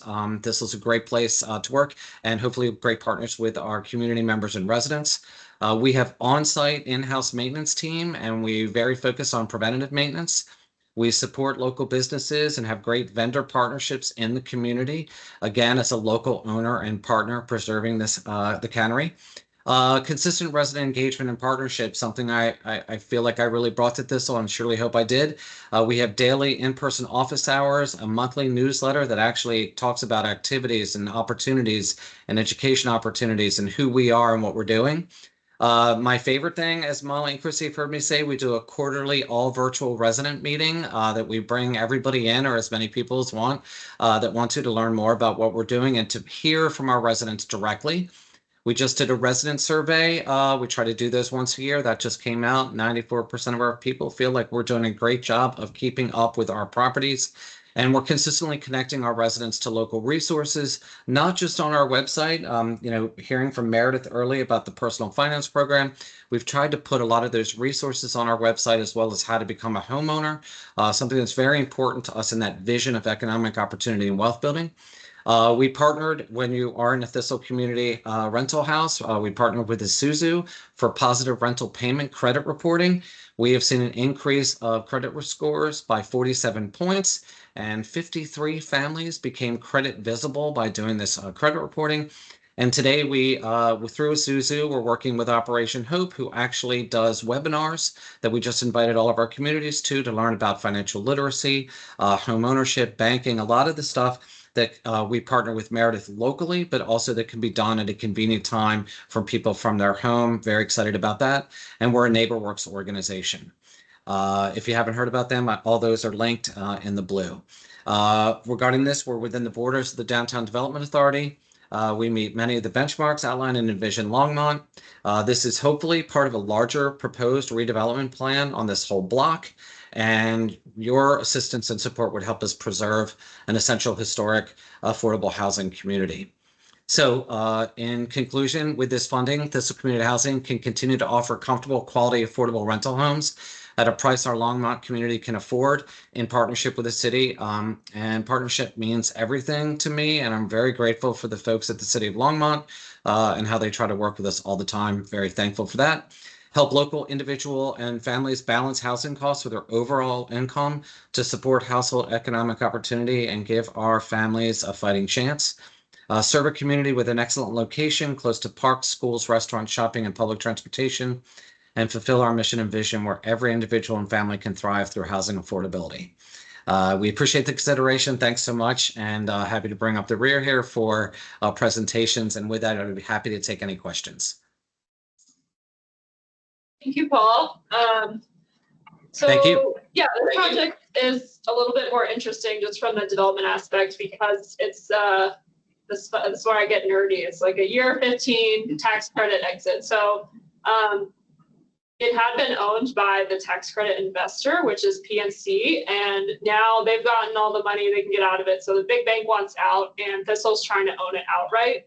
And as I wrote in my staff report, there's a lot of benefits for the city to having local ownership of this property. There's lots of city, state, and federal money that has been in this property. So there's a lot of compliance. So having a local organization that we know when we need monitoring reports, they're actually going to respond to us and work with us, rather than, I think when PNC made it known that they were trying to get out of the deal, our concern as the city was it would be bought by some national multifamily holding corporation that wouldn't be responsive and wouldn't be as good of a communicative partner as Thistle is as a local nonprofit.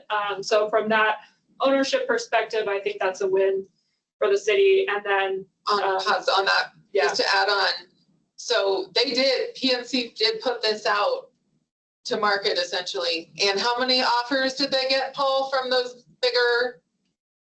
They got 6 offers out there, and most of it was they believed that they could get more money than just working with us. They put it out there. 6 offers came in. And so they are is given Thistle. I mean, this is, they're doing the right thing here. And so I'm supporting Thistle and being able to outcompete the state national, I think that's a worthwhile effort. Yeah, so keeping in the local ownership, preserving that affordability, known entity, there's lots of benefits. And then, you know, Thistle's future plans to buy that parcel next door, which is an amalgamation of lots of interesting industrial warehousing buildings, and then develop new affordable units eventually on that. So kind of an interesting project in terms of ownership structure changing. Go ahead, Kristen. I'm sorry, your voice or the feedback that I'm hearing is very like computerized or like, so I don't know if you guys want to mute and then unmute. I'm not sure what's going on, but I was hearing you just fine a minute ago. So, but I guess I can comment while I'm talking. I think this was a wonderful resource to our community. You folks really serve a lot of the low income folks and folks on fixed incomes. My question to you is how are you gauging like what's affordable? Are you going based off of like other community partners like Boulder Housing Partners and other places, or do you just base it off of like your numbers within Thistle and what, you know, like maintenance costs for the property and utilities and kind of average it? Do you go off of like the government numbers? Like, how are you guys setting those affordable rental rates? And can you talk about what those look like today? Sure. So with Thistle, we have to follow with the tax credit compliance to, I think it was Molly's point about, or Christy, sorry, that we have to follow that compliance. So we have to follow the tax credit numbers and base our rents on those tax credit numbers. And sometimes we can max those to what it says that we can charge. A lot of times we never quite meet that for a variety of reasons, but try to work within the community and with those numbers to provide the affordable figures that are put out there for us. Usually 30% AMI, 60% AMI, and 50% AMI for our studio 1 and 2 bedrooms. Thank you. Make sure I'm processing this right. You're asking for the money to buy the property that's existing now, and it's gonna have like a later ripple effect because of the future build next door? It'll remain affordable this way for the future. So Thistle's a minority owner now because the tax credit is always the majority owner. But when those tax credits run out, when they've used them all, they're like, see ya. So the bank wants out. So Thistle is coming in because ideally you would just be able to go back with a new investor and redo the tax credits for another 15-year period. But because the tax credits in Colorado are so oversubscribed, CHAFA will not basically award those types of tax credits until you reach more like a 25-year mark. So that's a 10-year gap that if your bank wants out, then you have to have somebody like Thistle coming in and readying it for that. And then when the time comes, they will re-syndicate those tax credits. It's very technical, but basically we are preserving this affordability for the long term so that it doesn't get sold out to a market rate developer, which does happen in the country. That is our ultimate goal, not to let that happen here. And Molly, I appreciate that. When we worked with PNC, you know, they thought that they could sell it at a higher price. We kind of gave our reasoning and our own personal appraisal. They still went out there, but when the price came in where we thought it was, it helped us get back in the room. And then with the support of the City of Longmont, by helping us buy down that loan for us to actually buy the property, it's very helpful with our monthly payment, the preservation, and how we can reinvest that money into our community and into our residents.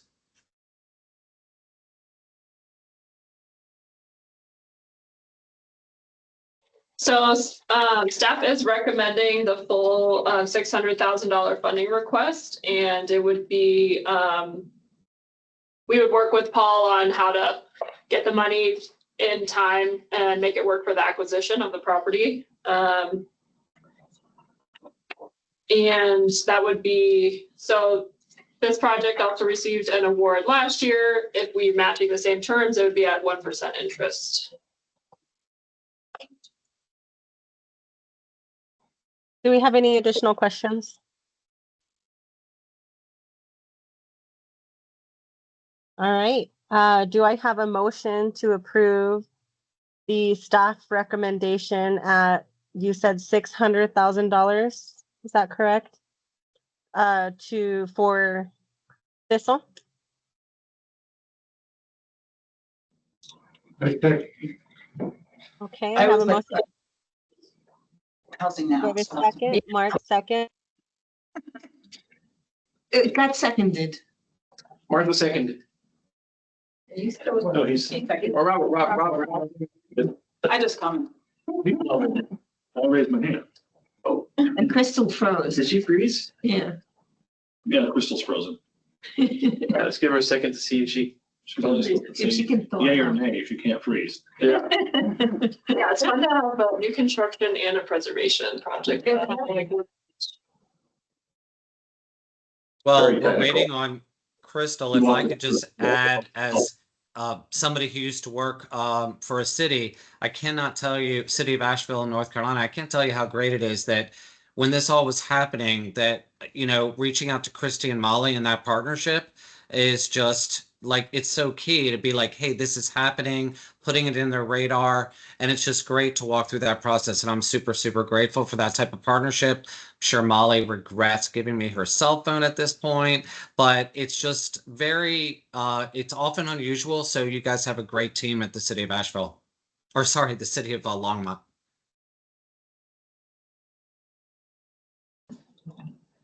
Thank you, Paul. Thank you. If Chris connects. One of the last things I did when I was still a caseworker was help a mom move into there, and that's what enabled her to get her kid back. Oh, that's great. I always like it when, like, someone being housed can make a huge difference. Oh, yeah. Were you able to hear that, Paul? Almost all of it. What was that? Her mom moved in? No, a mom I was working with, and being housed can get you your kid home. So it was a game changer for her. It's good. All right, come on, Thanks. Crystal. It's not. Thank you. Should have a big chandelier. Can you hear us, Crystal? We could also do like a chat Oh, yeah. vote.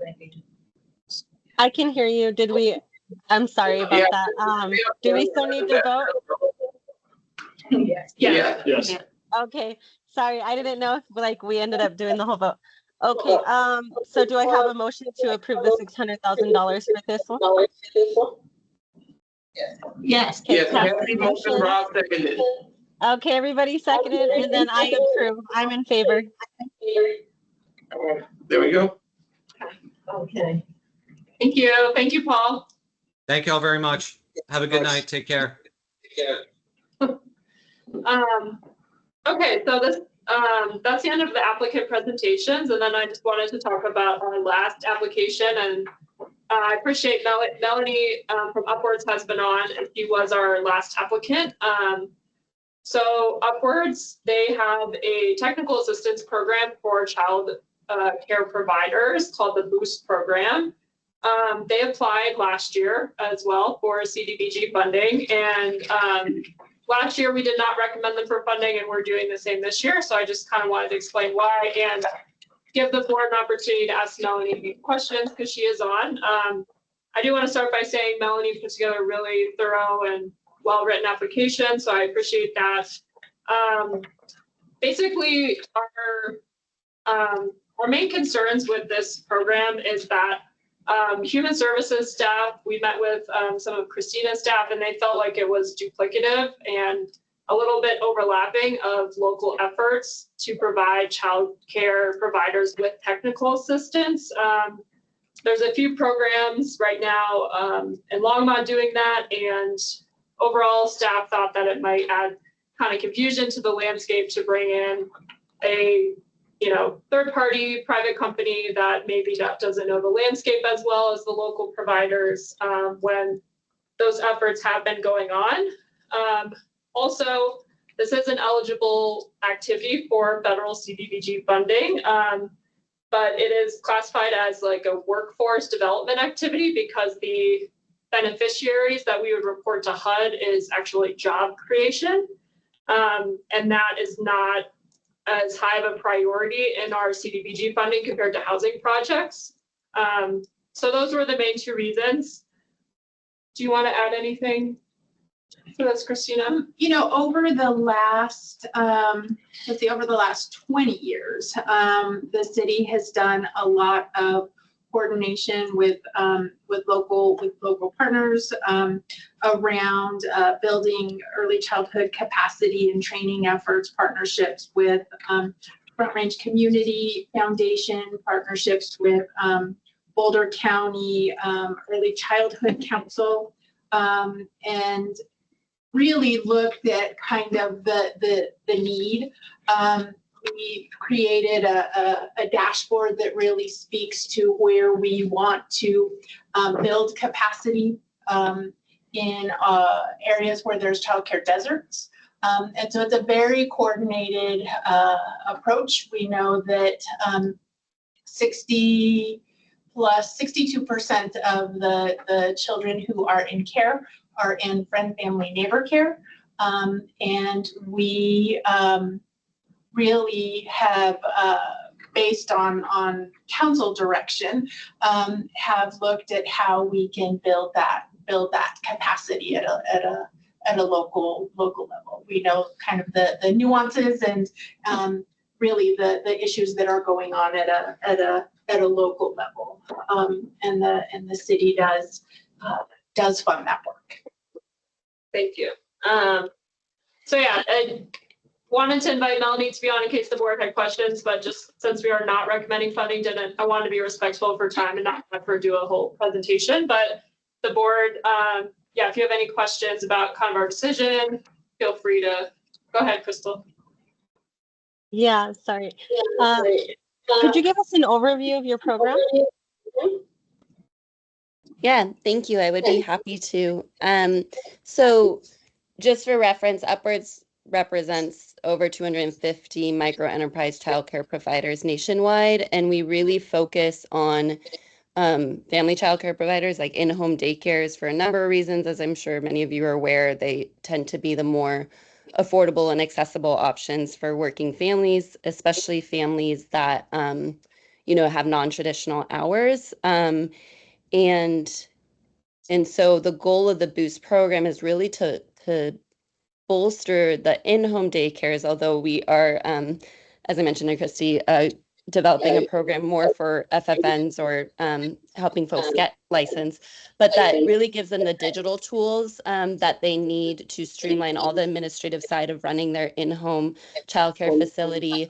I actually started as a parent and client of Upwards, and one of the things, sorry, there's been an echo for those of us online for a while, so it's a little hard to articulate, but so there's the tools that are helping them from day one, helping them with marketing, giving them a dedicated splash page. We have a team that helps them with marketing materials if they need a logo, flyers, etc.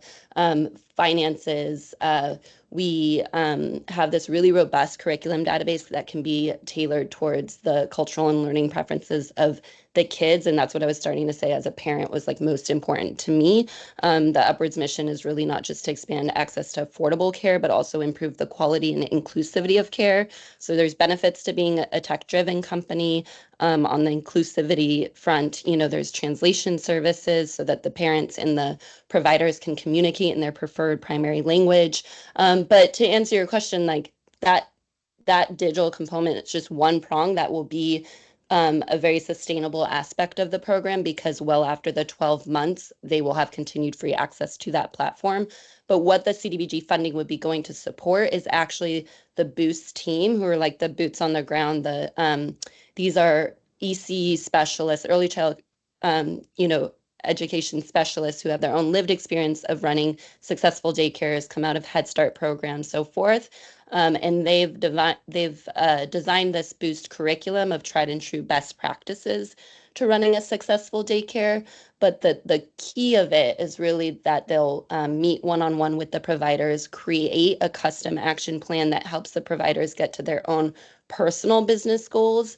And by the way, they're meeting at the convenience of the providers. So this is largely done remotely, but that's been proven most effective because the providers get the most out of it since they're already working long hours.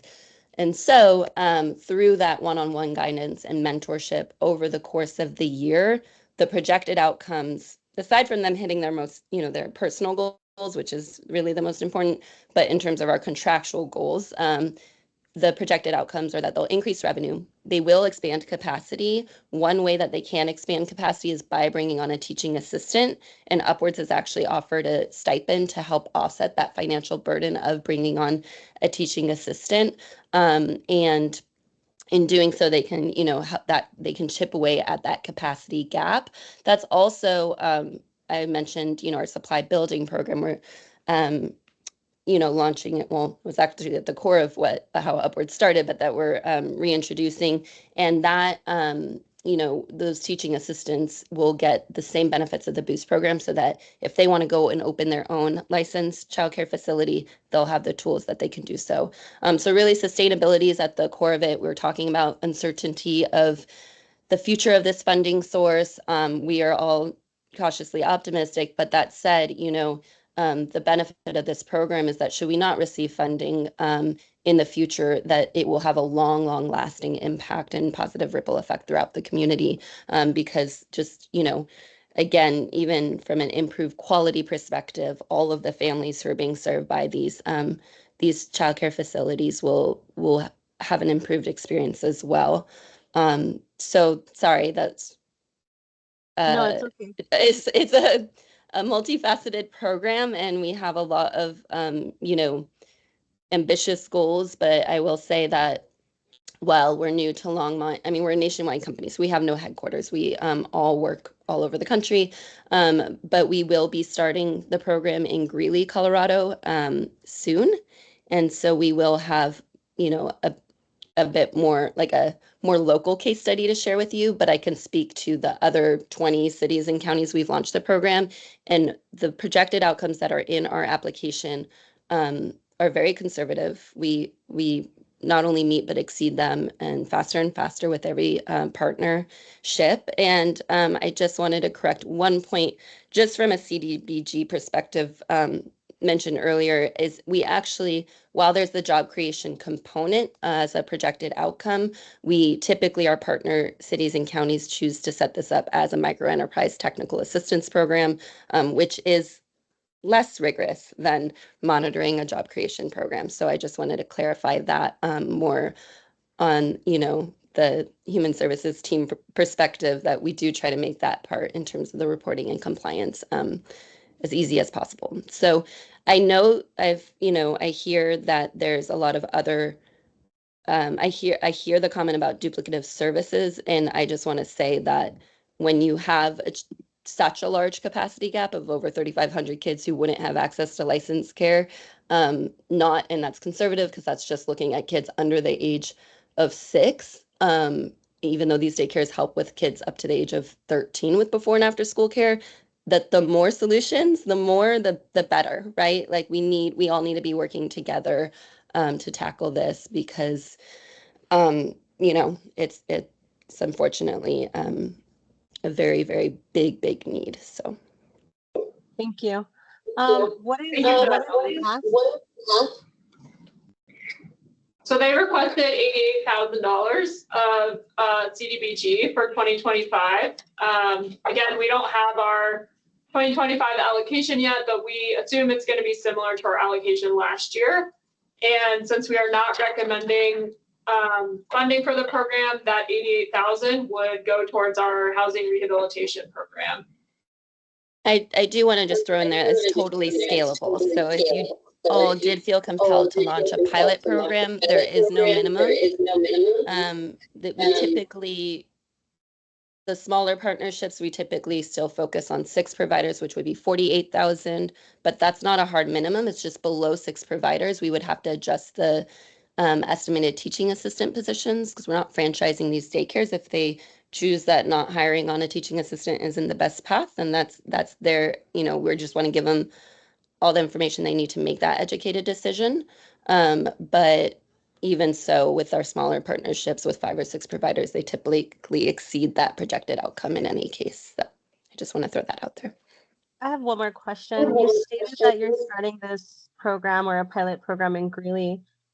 Did Greeley award you CBDG, or how, and what did that award look like, and what is that project how is that rolling out?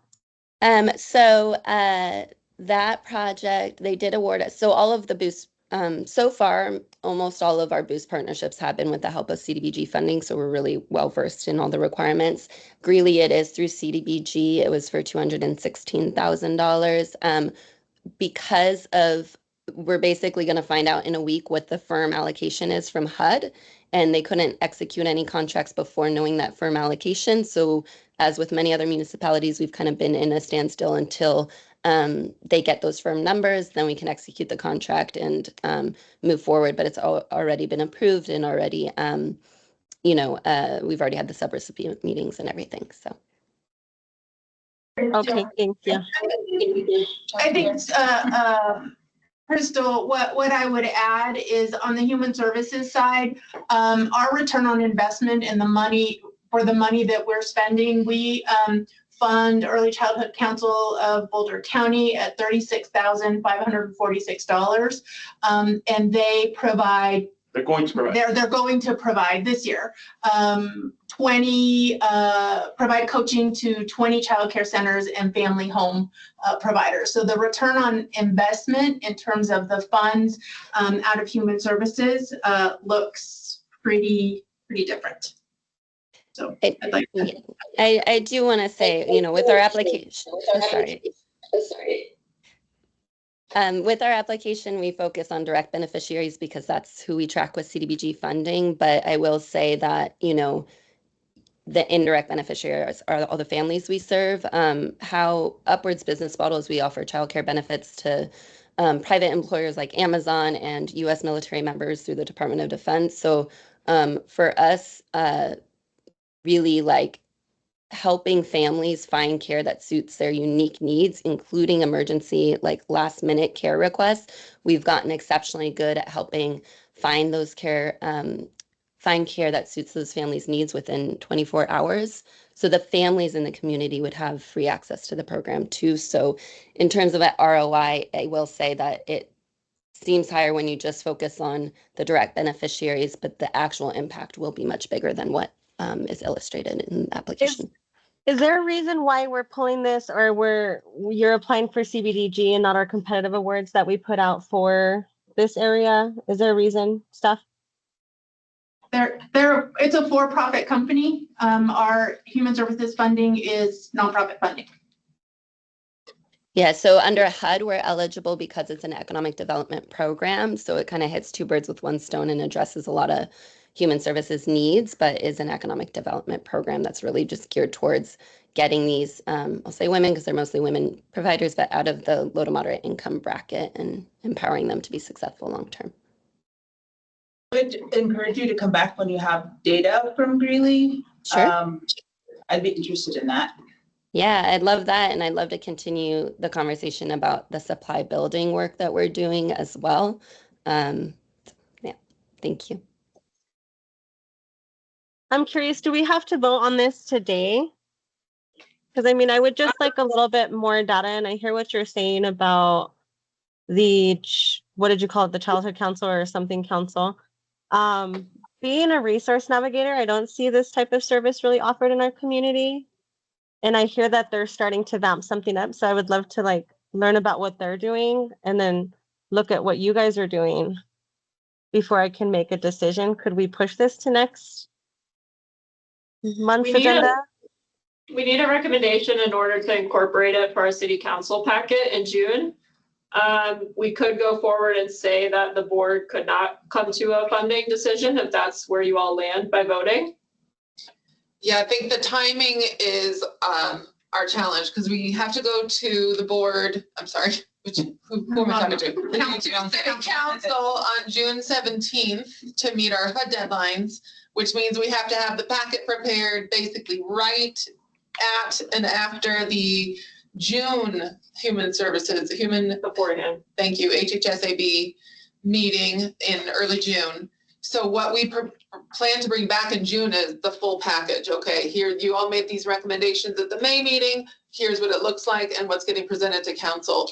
But we do not have time between the June meeting and council to make changes necessarily. Well, the council packet will be submitted. It'll be submitted. Like we'd have to do late revisions.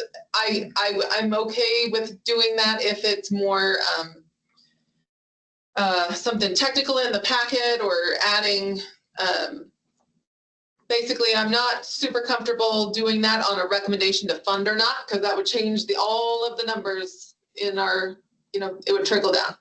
So I think a recommendation would need to come tonight. I mean, correct me if this is wrong, but based on the other 4 things we did approve, there's no money for this, right? So they're applying for CDBG, so we would have money to fund it, assuming our numbers are about the same as last year. And we're really not recommending funding more based on the concerns that Human Services staff had about the local services already being provided. It's not that we don't have funding for it. We just don't feel, that was the feedback I got, that there's local efforts going on and we don't have data from a Colorado community that this program has been successful. But we do have CDBG for it, and our recommendation is to not fund it, and then that CDBG money would go towards the housing rehabilitation program through Brothers. So I support your non-funding recommendation from everything people have discussed and from last year's. And I support the staff's recommendation as well at this point. I'd be interested in more data in the future, but I think as for tonight, I would support the staff's recommendation. I know everybody's done their work and due diligence, and we've heard it tonight as well, so. So Eliberto, how do we do a vote? There's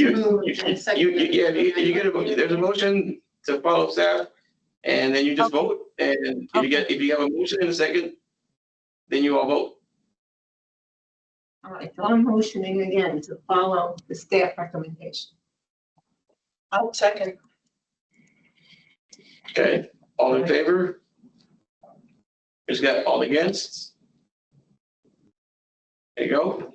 So we'll note that for council, Crystal. Yeah, and just to add a comment to it, I mean, I would like in the future, like if we have kind of a staff recommendation to not fund, to have a little bit more information in advance. So I could kind of do this research and speak to what is in the community and what's not in the community, and also look at what they're doing in other communities and how those numbers compare. I think it's fair to look at the data. And like I said, being a resource navigator and being someone who owns a small business, I hear and I see the struggle that other folks in the community are having, and especially with childcare being one of our priority areas. That's kind of my reasoning behind this. So if you could just note that to council. Not that I would have wanted to fund the full amount, because it is pretty risky, guys. But I'm all for put the numbers high, and if we get a lower amount, then at least it's something. But I would be, if I had my way, I would be interested in piloting that here in Longmont with a couple families, and to see how that data went and how it goes, and if we would want to invest in it in the future. But definitely come back with what you get from Greeley, and come back next year and let us know how that went, and we'll be interested in to review it again. Thank you so much. Yeah, we would be definitely interested in a smaller pilot program, and I'll throw my email in the chat so I can share more about how the program actually works. So, thank you. Crystal, and thank you to the team for all your consideration.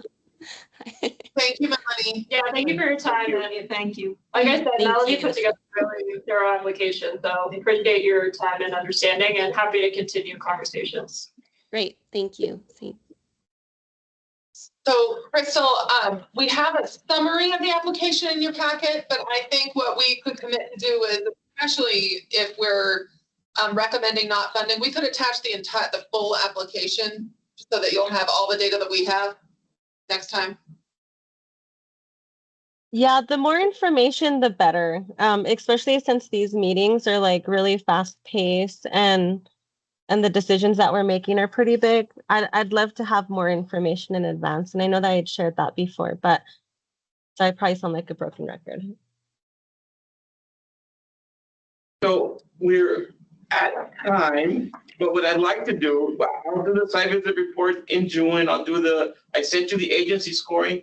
Just really quick on the agency scoring, I sent you my PowerPoint. What those are examples of responses that I think are pretty decent responses.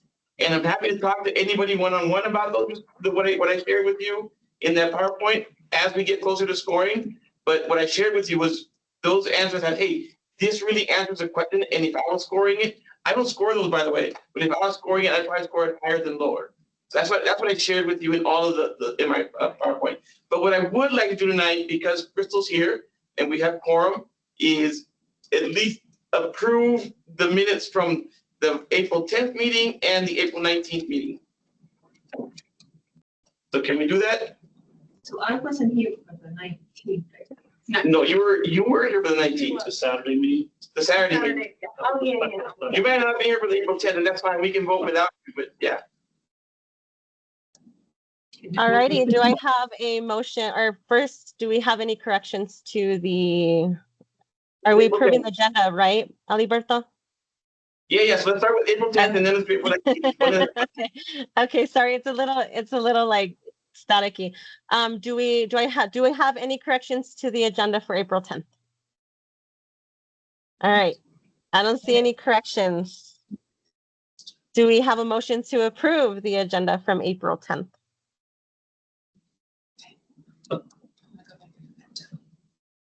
All right, can we have a motion for, and only those that were there can vote. I can't remember. Oh, on Saturday. No, we're talking about Thursday. I went to Texas. No. I was here, actually. So No, Robert was here. Oh, I was virtual. You were the job. Okay.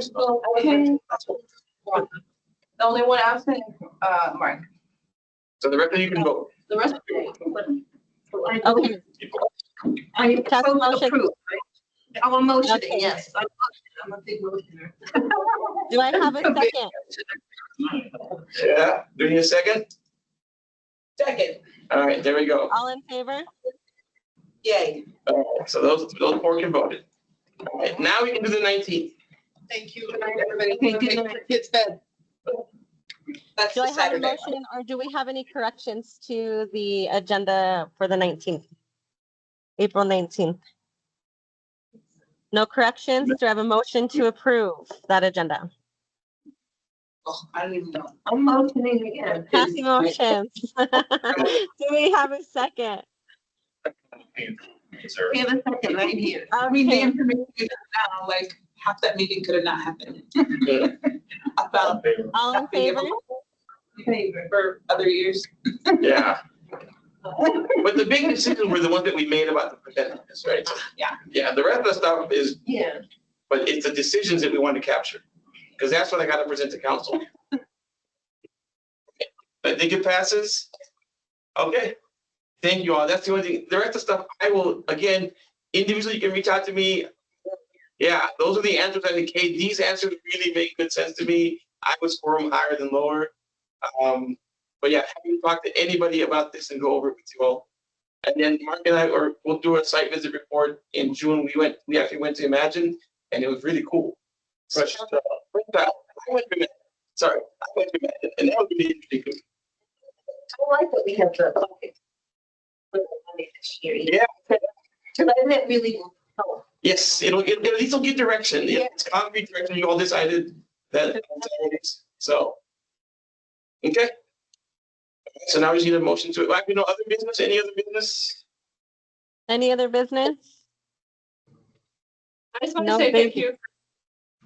Boards listening and commenting on our proposals tonight. I did not think only 5 would take 2 hours, so sorry for that, but yeah, appreciate your time and looking forward to taking these to council in June. Okay. Thank So you get for some all money your out. hard work. The only other business I have is that in June, so the board decided to move to 6. Erica found out that we also got to update our bylaws. So I'll bring an updated bylaws in June, just to make sure it reflects what we're actually doing.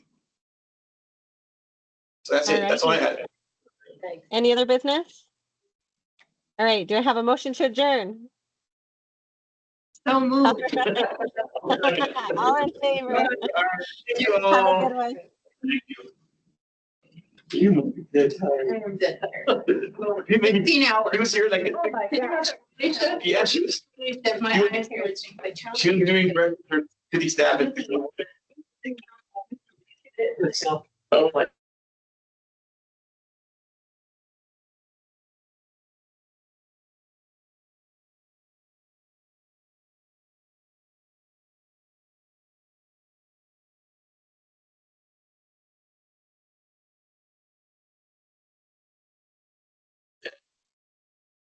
It's a good little more.